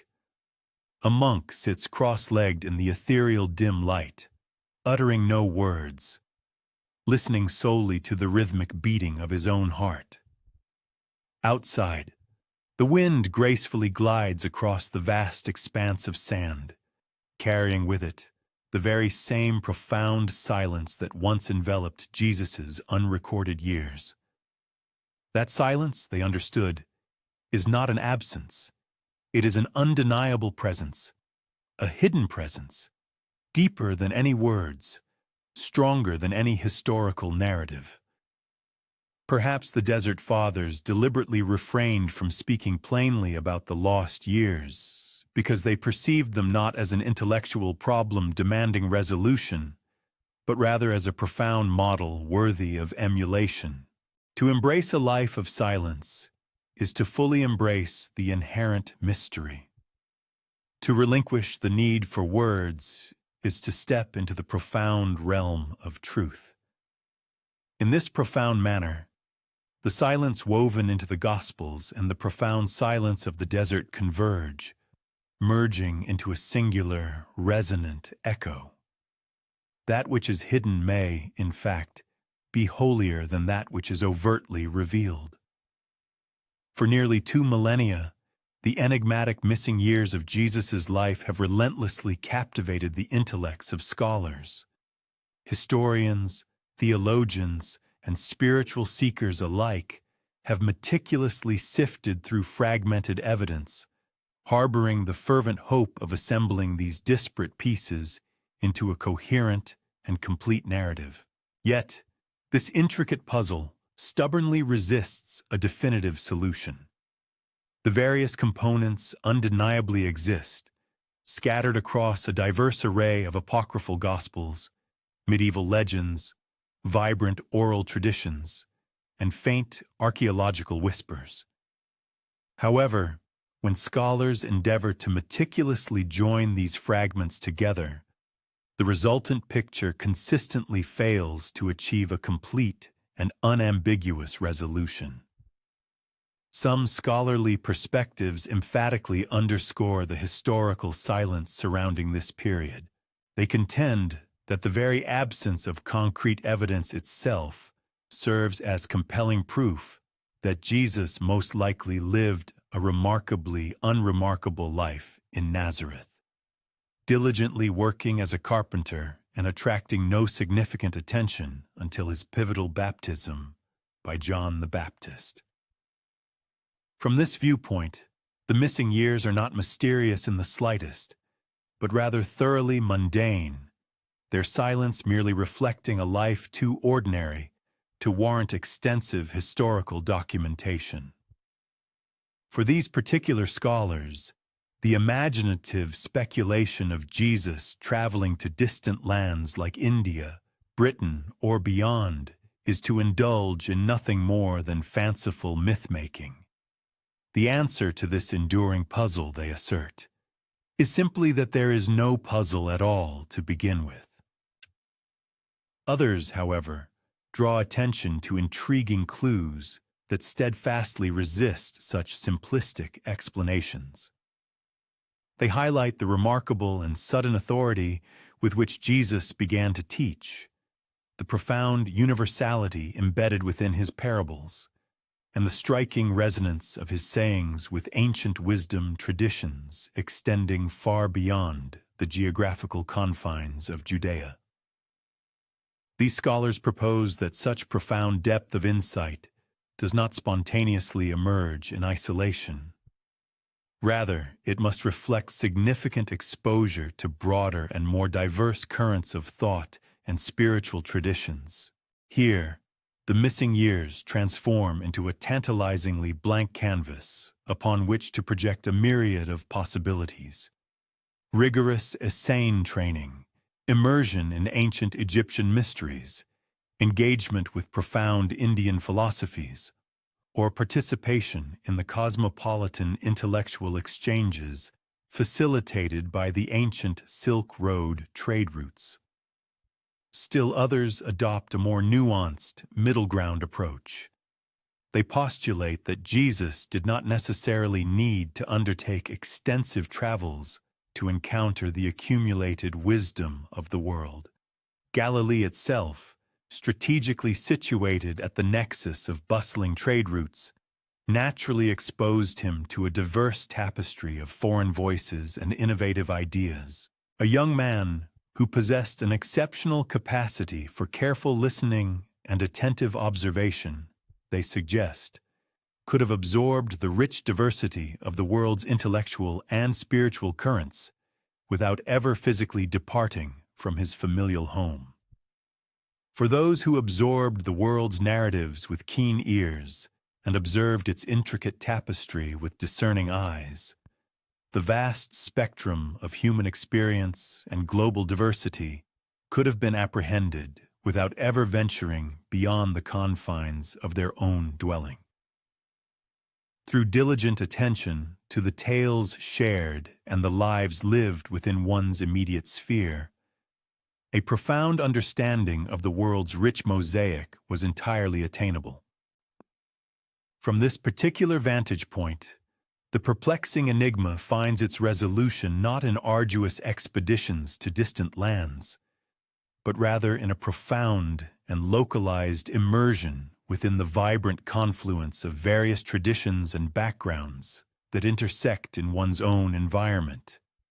The answer, therefore, lies in the deep engagement with the cultural melting pot found right at home. However, there exists another school of thought, championed by those who contend that the conspicuous silence surrounding certain periods is entirely intentional, positing that the canonical Gospels deliberately obscure more information than they actually bring to light regarding the life of Jesus. They argue for a calculated concealment. Proponents of this theory advance the notion that the foundational leaders of the early Christian church might indeed have possessed accounts detailing the formative years of Jesus, yet consciously elected against their preservation. This decision, they suggest, was rooted in a profound apprehension of generating theological confusion or inciting divisive disputes among the burgeoning faithful. For these astute scholars, The heart of the enigma resides not in a mere void of information, but rather in a systematic suppression, a meticulously concealed segment of history that has been deliberately shrouded from public knowledge. The absence is, in their estimation, a deliberate act of redaction. Each of these distinct perspectives claims its own adherents, and each carries a certain intellectual gravity within scholarly discourse. Nevertheless, none can legitimately assert ultimate conclusiveness. The available corroborating evidence is simply too scant, too fragmented, and often too contradictory to unequivocally validate any single claim. Consequently, the profound puzzle continues to defy resolution, perhaps inherently unsolvable. And it is precisely this enduring ambiguity that may constitute its most authentic essence. Not a straightforward problem demanding a definitive solution, but rather a profound mystery inviting endless, contemplative reflection. Envision, if you will, a dedicated scholar toiling diligently at his desk in the deep hours of the night, his workspace encompassed by towering stacks of venerable tomes and ancient manuscripts. The flickering flames of candles cast long, dancing shadows, their wax dwindling steadily as fragile parchment rustles softly beneath his questing fingertips. He meticulously cross-references disparate fragments of text, painstakingly compares various translations, and diligently records striking parallels between the profound pronouncements attributed to Jesus and the sagacious utterances of revered figures from distant civilizations. His intellect strains, grappling fiercely to interlock these elusive pieces. Yet the coherent image he seeks persistently eludes his grasp, dissolving just as it begins to form. In this arduous intellectual quest, the profound silence stretching between the isolated fragments of information reverberates with an intensity far greater and more significant than the fragments themselves, underscoring the vast expanse of the unknown. For the perceptive listener, this very intellectual struggle, this relentless pursuit of elusive knowledge by the scholar, constitutes an integral and compelling part of the overarching narrative, enriching its depth and human dimension. It powerfully demonstrates how profound mystery tenaciously endures, even when subjected to the most intense scrutiny and illuminated by the brightest beams of human reason. The enigmatic puzzle of Jesus' lost years has steadfastly resisted every concerted endeavor to unravel it, serving as a potent reminder that the intricate tapestry of history is not a precise mathematical equation, and that the profound essence of faith cannot be reduced to a mere chronological sequence of events. The lacunae, those stubborn, silent, and seemingly immovable gaps in the historical record, persist, and perhaps their very persistence is the crucial insight.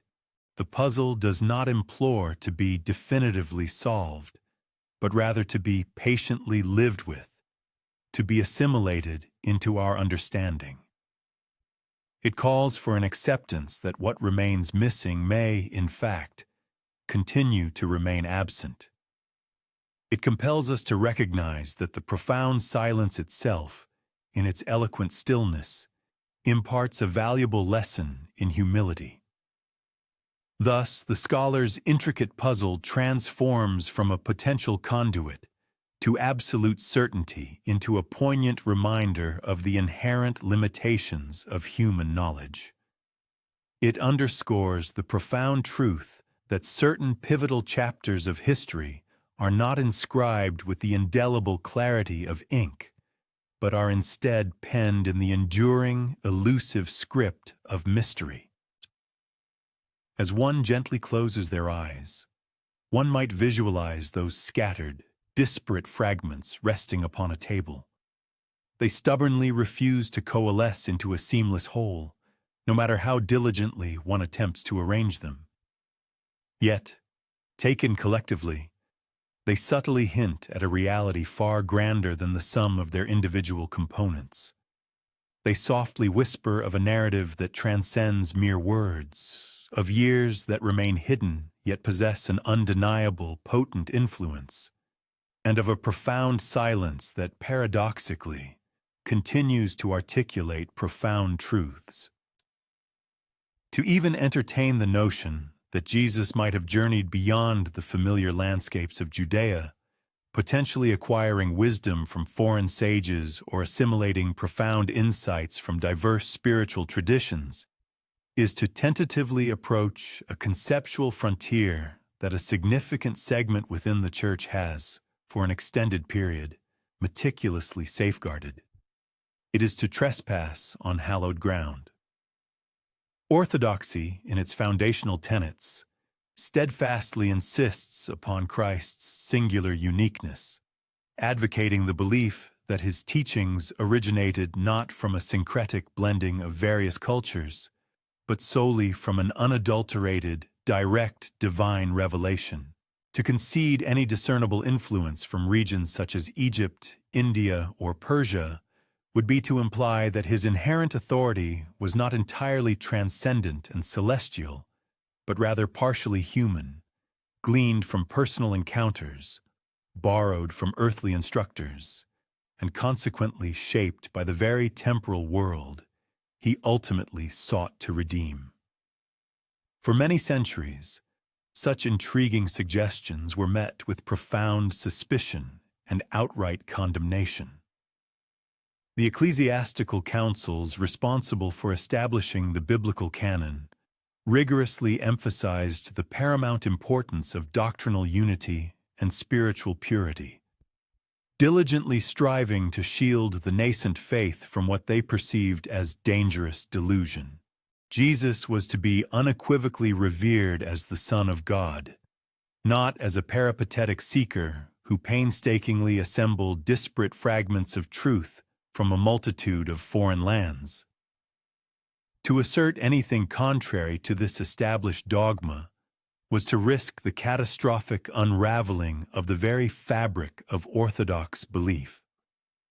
The calculated silence of the Gospels, therefore, served the interests of orthodoxy exceedingly well. By deliberately leaving these crucial years devoid of narrative content, the overarching storyline meticulously preserved an aura of sacred mystery without inadvertently inviting probing questions that possessed the potential to fracture the fragile unity of faith. Nevertheless, subtle hints persistently remained. The intriguing apocryphal Gospels, the legendary accounts of Isa, as Jesus is known in some Islamic traditions, and the tantalizing whispers of concealed manuscripts. All these elements exerted a persistent tug at the metaphorical veil, strongly suggesting that perhaps the missing years encompassed something far more substantial than mere holy obscurity. Scholars who possessed the audacity to explore such unorthodox possibilities frequently found themselves ignominiously branded as heretics, their meticulously crafted works summarily condemned, and their dissenting voices effectively silenced. Orthodoxy, in its rigid adherence to doctrine, demanded absolute certainty, viewing any form of speculation as inherently perilous and subversive. Even in the contemporary era, the proposition that Jesus' profound teachings might exhibit discernible reflections of Eastern philosophies continues to deeply unsettle a considerable number of devout believers. For some, to draw comparisons between his profound sayings and, for instance, Buddhist compassion or Hindu unity is perceived as an act that diminishes his unique divinity, undermining his singular spiritual authority. Yet, for a divergent group, such intriguing parallels, far from weakening the mystery, actually serve to deepen its profound resonance. They propose that the expansive realm of divine truth may indeed transcend the confines of any single religious tradition, and that Christ's inherent wisdom possessed the remarkable capacity to resonate so profoundly, precisely, because it harmonized with universal truths already being articulated, albeit in varying accents, across numerous cultures and spiritual lineages. This inherent tension, oscillating between the rigid tenets of orthodoxy and a more expansive spirit of openness, profoundly defines a significant portion of the ongoing discourse surrounding Jesus' lost years. For the diligent guardians of established tradition, the profound silence must remain inviolate, an unblemished mystery impervious to any form of intrusive inquiry or speculative interpretation. Conversely, for those characterized as seekers and mystics, the very silence itself is perceived as an enticing invitation, a door deliberately left ajar, beckoning them towards exhilarating exploration. Each opposing faction harbors profound apprehensions regarding the potential consequences of the other's approach. One side fears the fragmentation and erosion of faith, while the other dreads the stagnation and eventual atrophy of wonder. Imagine, for a moment, an early ecclesiastical council of bishops convened in a vast, candle-lit hall, engaged in an impassioned debate over which narratives concerning Christ's life ought to be preserved for posterity.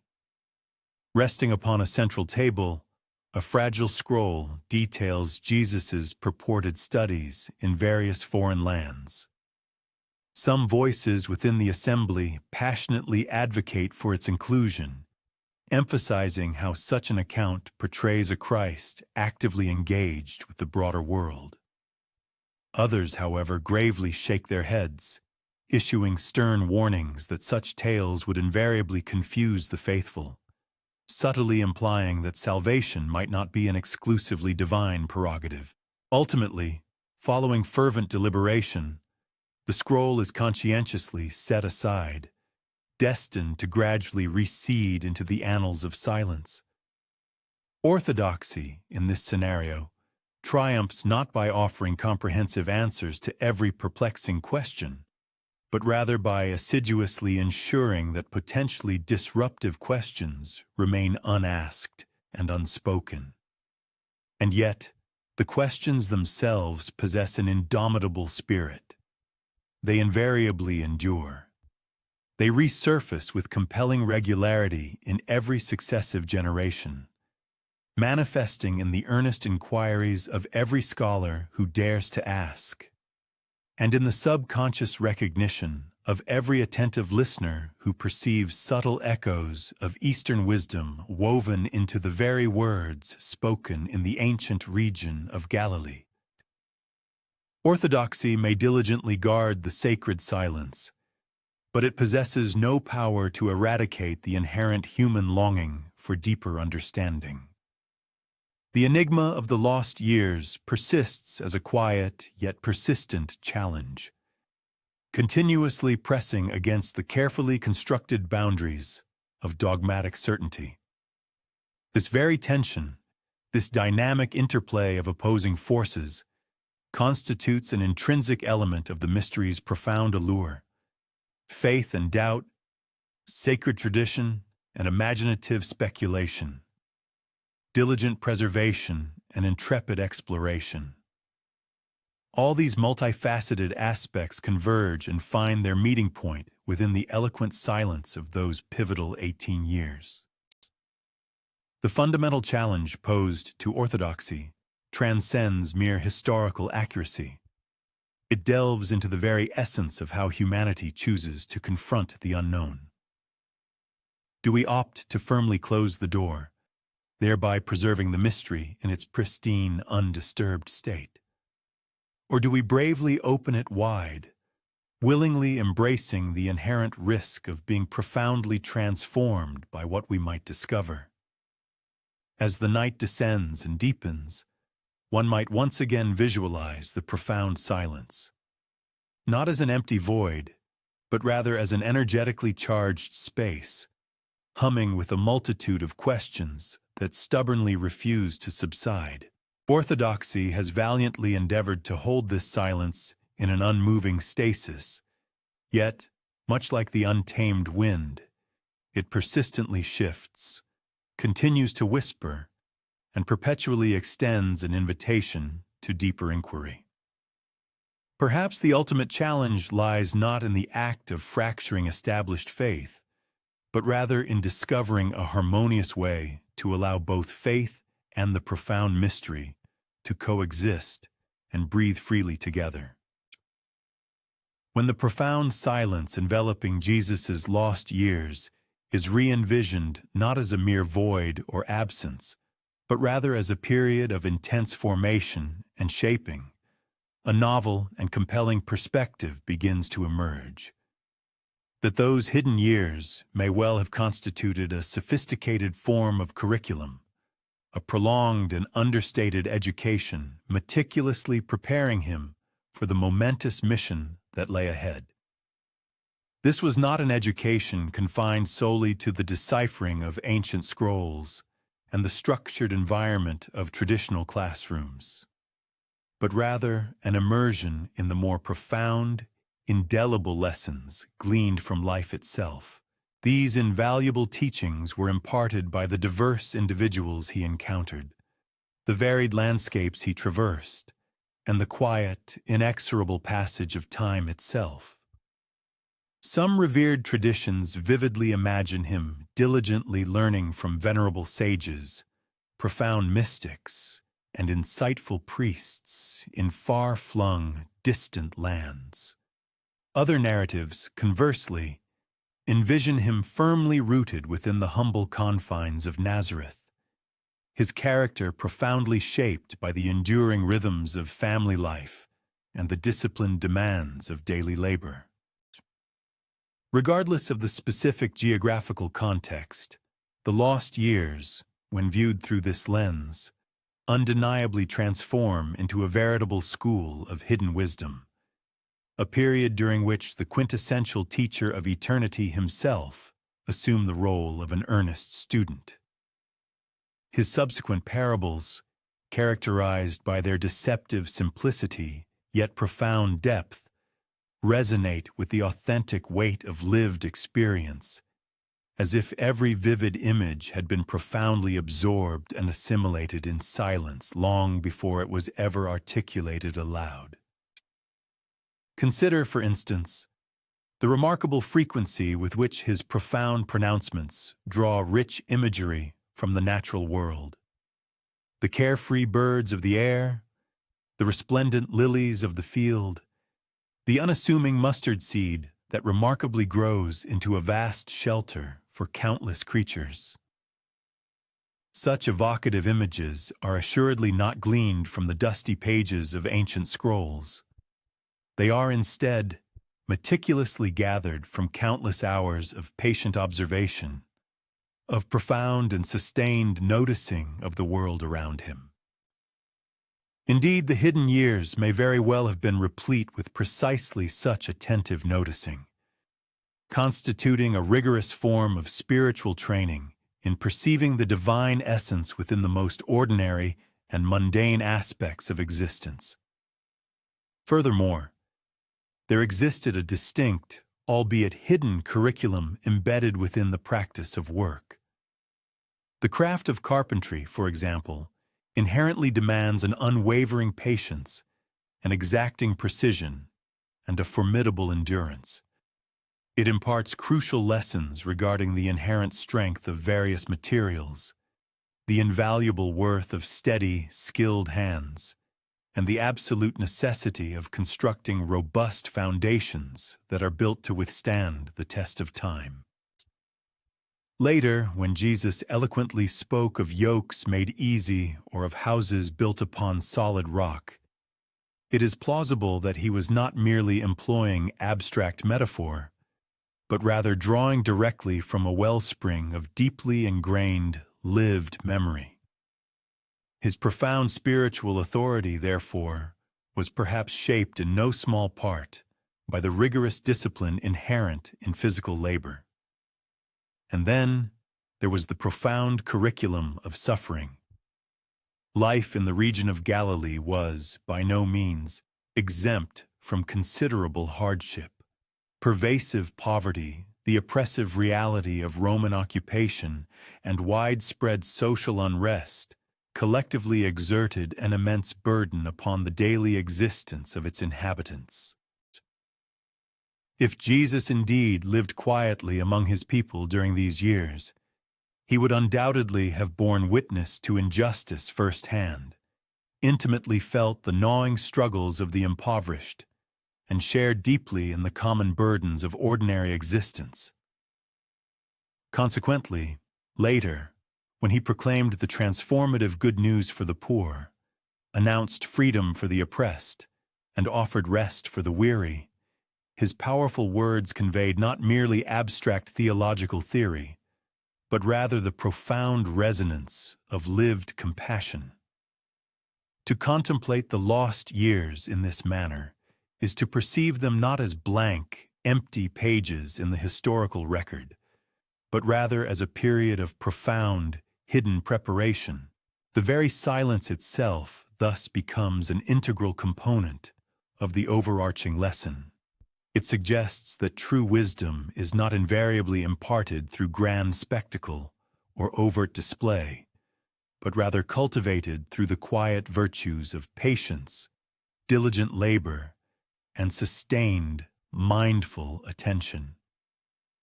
This hidden curriculum profoundly shaped not only his spoken words, but also his entire way of being, rendering him deeply grounded, profoundly compassionate, and exquisitely attuned to both the tangible realities of the earth and the transcendent truths of the eternal. Imagine him, for a moment, seated serenely at the edge of a verdant field, quietly observing a farmer scattering seeds with practiced grace. Imagine him diligently repairing a broken yoke, his hands steady and adept, his mind completely attentive to the task at hand. Imagine him listening with profound empathy to the heartfelt grief of his neighbors, to the unrestrained laughter of children at play, and to the earnest debates of the respected elders gathered in the local synagogue. The daily experiences encompassing everything from the shared grief of neighbors to the innocent laughter of children, and even to the profound theological debates of elders within the synagogue, collectively comprised an unwritten chronicle. These myriad moments, though never formally documented, became an intrinsic part of his being. They meticulously shaped the distinctive timbre of the voice that would, in due course, extend an invitation to disciples, and profoundly influenced the expansive, empathetic heart that would eventually embrace the entirety of the world.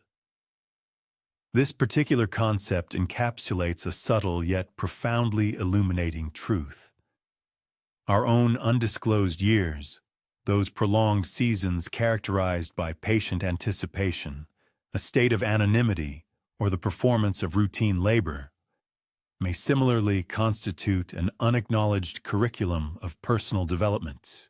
The periods of quietude and apparent inactivity within our individual lives are potentially not devoid of meaning, but rather intrinsically formative, meticulously molding us in ways that we are, as yet, unable to fully comprehend or perceive. The unchronicled period of Jesus' early life serves as a poignant reminder that the most significant and deep-seated preparations for one's ultimate purpose frequently transpire without public recognition, subtly embedded within the fabric of ordinary existence, patiently awaiting their divinely appointed moment of revelation. One might close their eyes and vividly picture the humble workshop, the serene hillside, or the bustling marketplace of Nazareth. None of these scenes appear, on the surface, to be extraordinary. Yet, It is precisely within the confines of these seemingly mundane days that an unspoken curriculum unfolds, intricately weaving together invaluable threads of steadfast patience, profound compassion, and enduring wisdom. When at last Jesus transitioned into his public ministry, he carried within him the invaluable lessons gleaned from years of quiet observation, the inherent strength cultivated through diligent labor, and a unique, insightful vision born from perceiving the world with an unreserved and open gaze. Consequently, these unrecorded years might be interpreted less as an enigmatic puzzle and more as a powerful admonition that even silence itself functions as a profound teacher, and that concealed seasons of life possess the remarkable capacity to prepare us for fundamental truths far grander than our current imaginations can encompass. The enigmatic quietude surrounding Jesus's unchronicled early years has consistently provided a fertile ground for human imagination. Within this expansive imaginative space, numerous civilizations extending far beyond the geographical and cultural confines of Judea have laid claim to perceiving subtle echoes of his historical presence.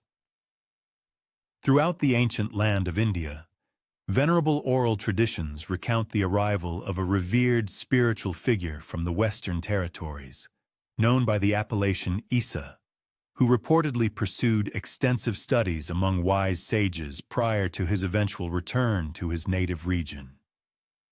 In the historical domain of Persia, scattered fragments of popular lore intimate the existence of a wandering teacher whose profound doctrines appeared to resonate harmoniously with the Zoroastrian philosophical concepts of inherent dualities, specifically those of light and darkness.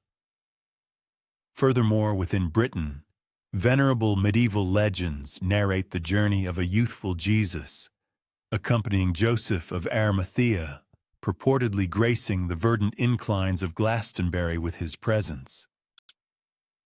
For contemporary audiences, such narratives might readily appear to be products of fanciful conjecture.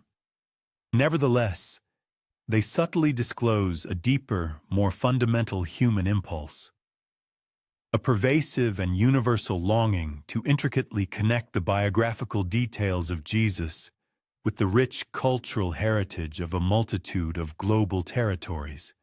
Each distinct civilization, perceiving the resonance of his voice reverberating across the vast expanse of time, conjectures that he might have, at some point, traversed their specific soil, and that their indigenous wisdom potentially played a formative role in shaping his spiritual path. The profound silence of those particular years functions akin to an expansive, unsealed chamber, thereby dramatically amplifying the intriguing possibility of shared cultural or spiritual roots. When his subsequent doctrinal pronouncements are carefully juxtaposed with the philosophical insights of disparate spiritual traditions, striking and undeniable congruities invariably manifest. His profound sayings concerning the virtue of humility bear a striking resemblance to the Buddhist exhortations advocating for the relinquishment of ego and attachment to self. His compelling command to extend love to one's fellow human beings harmonizes profoundly with Confucian ideals emphasizing societal equilibrium and harmonious coexistence. Moreover, his conceptualization of an immanent divine presence strikingly parallels the ancient Hindu philosophical doctrines, positing the existence of an everlasting, all-pervading spiritual essence within every individual. Did these observed similarities originate from direct interpersonal or intellectual contact? Or did they emerge as fundamental truths independently discovered and articulated across diverse human societies? The historical void offers no conclusive response, presenting only the alluring and tantalizing possibility of a profound, interwoven connection.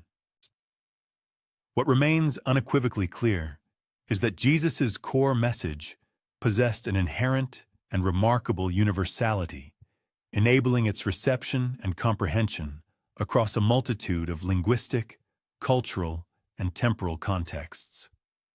This pervasive quality may plausibly explain why reverberations of his influence are discernible throughout various civilizations. It is conceivable that this phenomenon occurred not due to his physical peregrinations to these distant locales, but rather because his profound utterances resonated intrinsically with pre-existing wisdom, much like the sympathetic vibration of one musical string when another is plucked. His articulate expression effectively activated and amplified ancient verities wherever they lay dormant within human consciousness. Yet, an alternative hypothesis warrants serious consideration: that these observed congruities transcend mere happenstance. It is plausible that historical records, albeit subtly and fragmentarily, retain faint vestiges of encounters which, in our current epoch, remain beyond definitive substantiation. Across vast continental expanses, caravans traversed arduous routes.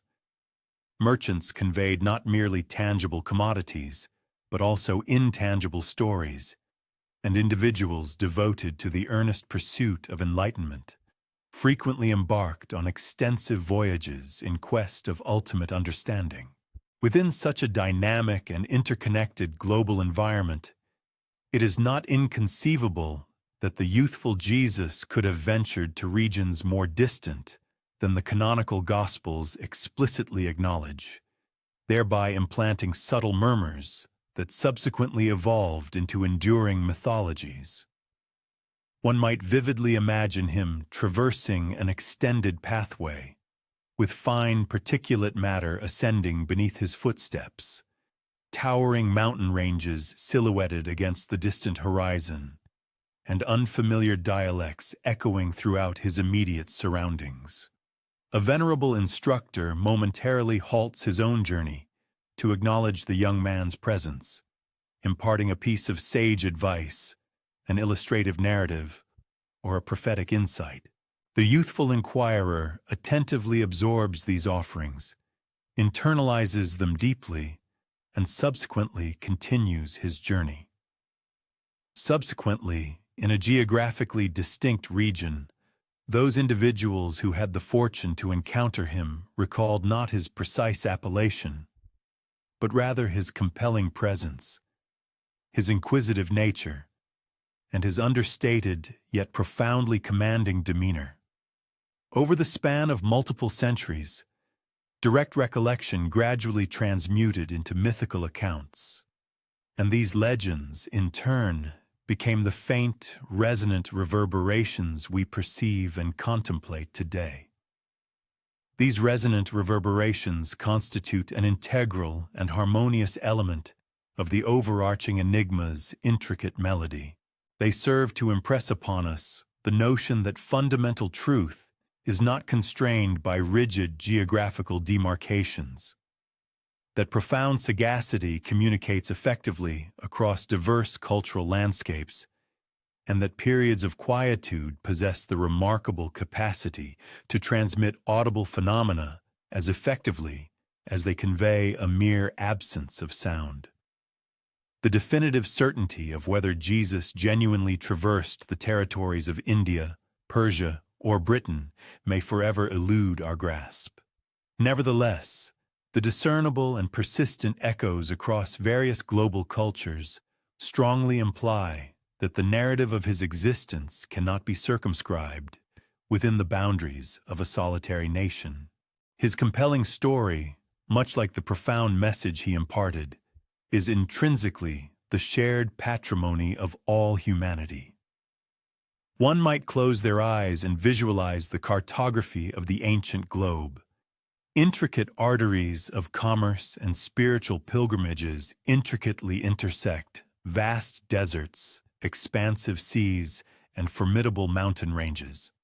Along these well-trodden pathways, myriad voices journeyed, some emanating from human discourse, others from divine inspiration.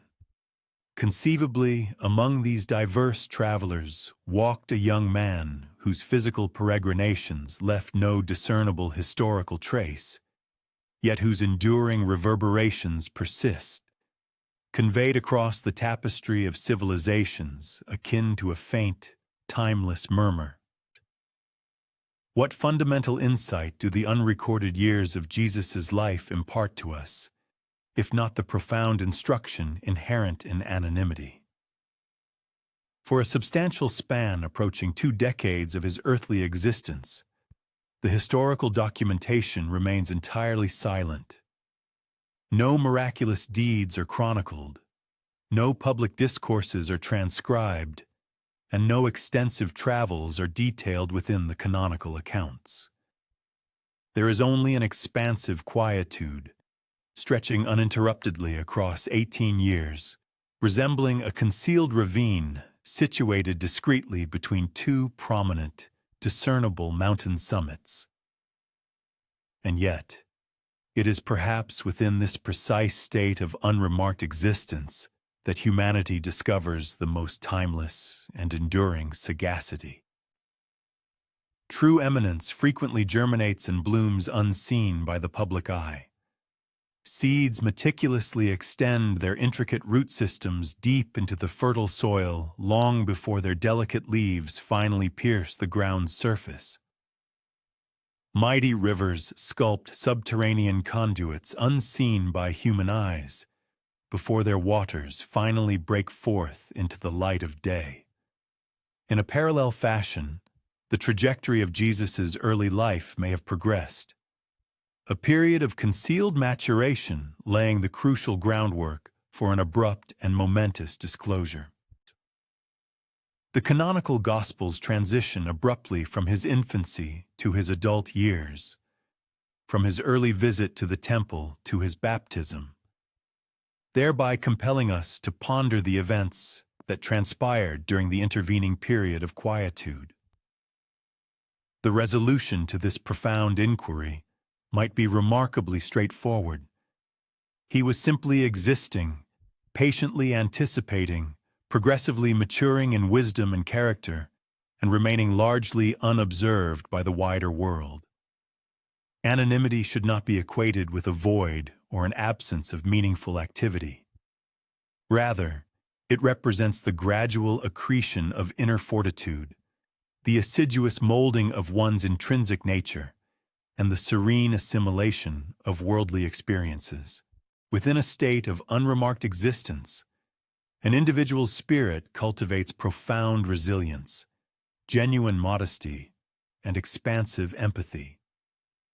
These invaluable teachings are not amenable to hurried acquisition, nor can they be effectively imparted through public demonstrations or grand spectacles. Instead, they are absorbed exclusively within the unobserved stretches of mundane existence. When Jesus eventually stepped into the sacred waters of the Jordan River, he bore within him not merely a divine disclosure, but also the rich harvest cultivated during years spent in introspective quietude. For humanity, the underlying instruction derived from this narrative is subtle yet deeply significant. Our personal periods of concealed development, those extended phases of life during which no extraordinary occurrences appear to transpire, may similarly represent crucial seasons of groundwork and preparation. Eras of anonymity are far from unproductive. Rather, they are actively molding us in manners that currently remain imperceptible to our conscious awareness. When the opportune moment of our individual vocation or calling finally arrives, we too might ascertain that those previously unobserved years have, in fact, endowed us with the essential requisites and inner resources necessary for fulfilling our unique purpose. The unremarked early life of Jesus additionally underscores the intrinsic modesty and humility of the divine essence. If the Son of God genuinely resided in a state of quietude and anonymity for an approximate period of 2 decades, then obscurity itself is profoundly imbued with sacred significance. Consequently, to remain unobserved constitutes no inadequacy or failure, nor is there any ignominy in being concealed from public view. The commonplace is thus elevated to a sacred status. That which remains unchronicled acquires invaluable importance and preciousness. A divine entity who deliberately elected a path of anonymity simultaneously chose to validate the intrinsic worth and dignity of every existence lived beyond the glare of historical prominence. Let us once more envision Nazareth, with its tranquil thoroughfares, its unassuming dwellings, its agricultural expanses, and its artisanal workshops. Picture a youthful individual traversing these environs day after day, diligently toiling, attentively observing, and assiduously acquiring knowledge. No scribe diligently documented his utterances, no chronicler meticulously noted his daily activities. Yet, within that very state of unremarked existence, the most resonant and perpetually influential voice known to humanity was undergoing its profound and meticulous preparation. This contemplative insight extends an invitation for profound repose and introspection. Should one's personal journey feel concealed from public view, or if one's daily routine appears unremarkable, it is crucial to recall that anonymity does not signify a void or an absence of meaning. Instead, it functions as a pedagogical environment for cultivating enduring patience, a transformative crucible for developing profound resilience, and a clandestine reservoir of profound understanding. The historical quietude of the Gospels might be interpreted not so much as a lacuna or a historical gap, but rather as a profound endowment, serving to remind us that a state of anonymity can intrinsically possess its own understated sanctity and holiness. One should close their eyes and contemplate these unrecorded years not as an intricate puzzle demanding resolution, but rather as an invaluable instruction awaiting assimilation. This profound lesson conveys that true eminence flourishes in quietude, that which remains unobserved holds significant consequence, that the most impactful existences are frequently forged in anonymity, and that on occasion, the absent segments of a narrative are precisely those that exert the most profound influence on its overarching trajectory. The profound quietude surrounding Jesus' unchronicled years transcends mere intellectual intrigue. It fundamentally reconfigures the very comprehension of religious conviction itself. For adherents of the faith, the Gospels function not merely as historical chronicles, but rather as profound attestations meticulously crafted to unveil verities transcending conventional historical accounts. Nevertheless, the pronounced lacuna of 18 years persists as a poignant reminder that religious belief is predicated not upon comprehensive factual minutiae, but upon unwavering confidence in those elements deemed essential to persist through time. This very absence in itself constitutes an examination of one's conviction, probing our capacity to embrace enigma as an intrinsic component of the hallowed narrative. Should Jesus have genuinely embarked upon journeys to remote territories, assimilating sagacity from diverse spiritual legacies, then religious belief broadens its scope to perceive the divine's intricate craftsmanship interwoven within a multitude of cultures, rather than being restricted to a singular one. The celestial message in this light transforms from an isolated musical note into an expansive symphony, reverberating harmoniously across the panorama of human civilizations. Such a perspective possesses the capacity to intensify profound veneration, demonstrating unequivocally that divine truth is not geographically circumscribed, but inherently universal in its application. Nevertheless, it simultaneously introduces a degree of disquietude, as it tends to obscure the established demarcation lines that long-standing religious customs and traditions have rigorously maintained.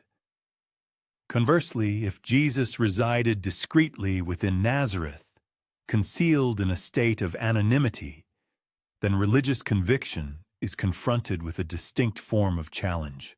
It demands that we accept the profound proposition that the Son of God inhabited the earthly realm for several decades as an unremarkable individual, remaining unobserved and unlauded by the world. This implies that divine essence can inhabit the commonplace, and that sacredness can assume the guise of an ordinary existence.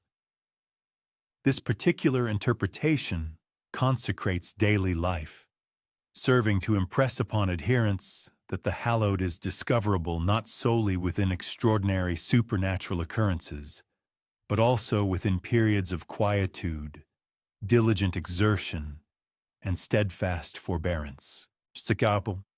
It is posited that the sacred, in its most profound manifestation, does not exclusively reside within the realm of miraculous occurrences, but is equally discernible in the serene quietude, diligent toil, and enduring fortitude of everyday existence. Should those lost years prove to have been intentionally obscured or deliberately kept from public knowledge, a more incisive and challenging inquiry confronts the very foundations of faith. Is it truly possible to place unwavering trust in the Church, an institution invariably shaped by human decisions and selective disclosures, to be the faithful custodian of absolute truth? For a segment of the populace, this particular notion can lead to a diminishment of conviction, eroding their established confidence. Conversely, for others, it serves to intensify their spiritual resolve, imparting the crucial lesson that the fundamental essence of any profound message cannot be confined or delimited by the strictures of any singular institution, but rather possesses an inherent resilience that allows it to persist and thrive even in the face of concerted suppression. Each potential interpretation inherently brings forth its distinct ramifications, necessitating a unique reconfiguration of established faith paradigms. To willingly embrace these diverse possibilities is not synonymous with abandoning deeply held beliefs. Rather, it represents an opportunity for one's conviction to cultivate a greater flexibility, to expand its intellectual and spiritual horizons, and to become more receptive to the enigmatic and the unknown. Consequently, faith begins to transcend a mere quest for absolute certainty, evolving instead into a deeper reliance on profound trust. It shifts from a desire for spiritual possession to an embrace of boundless wonder and reverent awe. These contemplative reflections invariably foster a serene receptiveness, an openness of spirit. Faith, it is suggested, possesses no inherent reason to recoil from the profound quietude surrounding the uncharted years. Instead, it can proactively welcome this mystery, integrating it as an essential thread within its intricate fabric, serving as a potent reminder that ultimate truth encompasses a reality far grander than mere verbal articulation, and indeed transcends the confines of recorded history itself. True spiritual conviction thrives not upon the exhaustive resolution of every enigmatic question, but rather through the courageous act of persevering forward even when the path ahead remains shrouded in an unsettling obscurity. One might vividly imagine the steady beam of a lantern carried by a lone traveler through the enveloping darkness of night. Its gentle glow does not possess the power to banish the vast expanse of shadow, yet it meticulously illuminates the immediate steps forward, one after another. In a remarkably similar fashion, faith navigates the labyrinthine corridors of mystery, providing guidance without eradicating the unknown. Even if these undisclosed years persist in their elusive nature, remaining perpetually beyond direct observation, the illuminating power of their implications continues to provide guidance, regardless of whether they conceal extensive journeys, a period of profound quietude, active suppression, or simply historical obscurity. They collectively serve to remind observers that the comprehensive narrative of Jesus is not solely encapsulated within the confines of ancient parchments. Instead, its ultimate completion occurs within the innermost sanctuary of the heart of faith, a sacred space where the very essence of mystery itself attains a hallowed status. One could, metaphorically, close one's eyes and permit that internal lantern to radiate its gentle luminescence from within.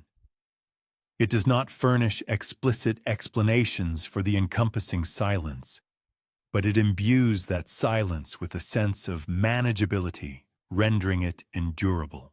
It serves as a poignant reminder that the essence of faith is not rooted in absolute certainty, but rather in an enduring trust in that which persists and remains steadfast, even when the historical record is demonstrably incomplete. Following the exhaustive culmination of all diligent inquiry, every speculative hypothesis, and each meticulous examination of ancient legends and scriptural passages, a singular, irrefutable element persists: profound silence. The enigmatic period spanning Jesus' formative years continues to elude historical capture, and it is entirely plausible that this obscurity will endure indefinitely. The canonical Gospels, notably, leave these particular years conspicuously blank. Scholars engage in ceaseless and intricate debates regarding their potential content, while imaginative storytellers ingeniously weave them into captivating narratives of extensive travel and wondrous encounters. Yet, the definitive truth, if indeed such a truth exists that could be immutably inscribed upon a written page, steadfastly remains unarticulated.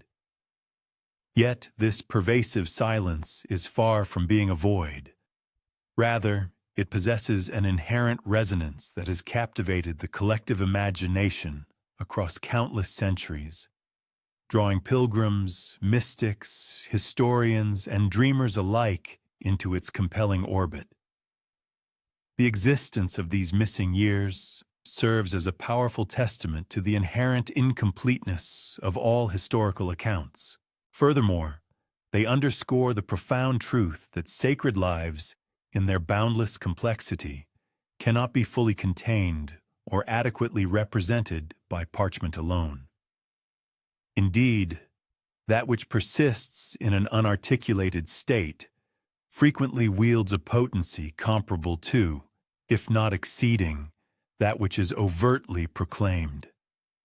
The very absence of information itself organically integrates into the overarching narrative, profoundly influencing the manner in which individuals listen, how they engage in contemplative wonder, and ultimately, how they construct their systems of belief. Viewed through this lens, the 18 years for which no historical record exists function not merely as a chronological void, but more profoundly as a reflective surface. Each succeeding generation, in its earnest quest for meaning, projects into this historical lacuna precisely what it most ardently yearns for: Perhaps a universal teacher capable of bridging the profound cultural divides between East and West, or a humble laborer whose obscure existence sanctifies the mundane, or even a reclusive mystic whose profound wisdom was meticulously guarded by an impenetrable veil of secrecy. This profound quiescence subtly yields to the contours of human inquiry, echoing back not definitive answers, but rather an intrinsic sense of longing and aspiration. And yet, an understated wisdom undeniably resides in the deliberate act of allowing this silence to persist, unbroken and unviolated. Were every minutitia brought to light, were each calendar year meticulously documented, the profound enigma would assuredly dissipate. The lost years, therefore, serve as an invaluable pedagogical tool, instructing humanity in the art of coexisting with unknowing and guiding individuals to embrace faith not as a tangible possession, but as an act of profound trust. They serve as a potent reminder that even within the seemingly empty gaps of knowledge, a profound and enduring meaning steadfastly abides. Consider the hypothetical scenario of concluding a literary work, only to discover that its most pivotal chapter remains conspicuously absent. Initially, one might experience a distinct disquietude, a sense of incompleteness. Yet subsequently, an understanding dawns that this very omission fundamentally alters the entire interpretive process. One finds oneself lingering with heightened attention over the words that do remain.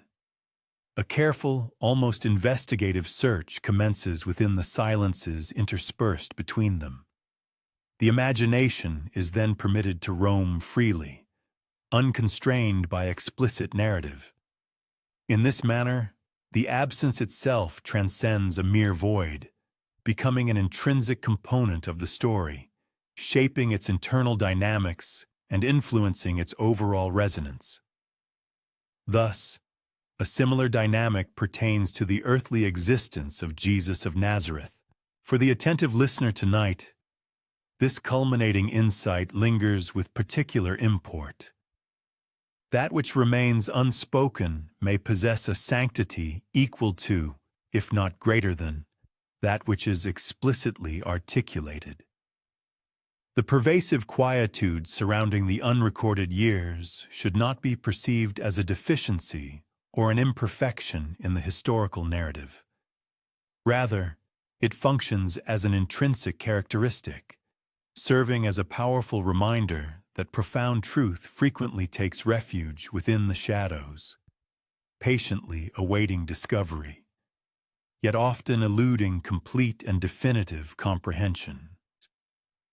These veiled periods of Jesus' life serve as a profound summons to engage in contemplation, to embark upon an earnest quest for understanding, and ultimately, to find solace within the embrace of the unknown. One might consider closing their eyes and allowing the profound stillness to envelop their entire being.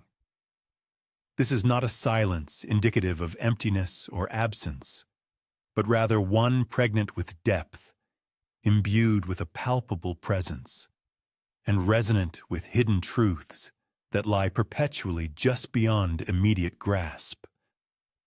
Within that profound, enveloping silence, it is conceivable that the unarticulated narrative of those 18 pivotal years resides. However, it is equally plausible that this story was never intended for explicit narration. Perhaps its inherent purpose was always to remain shrouded in mystery, guiding humanity not through the rigid confines of certainty, but through the boundless expanse of wonder. Indeed, it serves as a profound compass for humanity, illuminating our collective journey not through the provision of absolute knowledge or unwavering conviction in fixed truths, but rather by consistently fostering a spirit of insatiable curiosity and an enduring sense of awestruck marvel at the boundless mysteries of existence.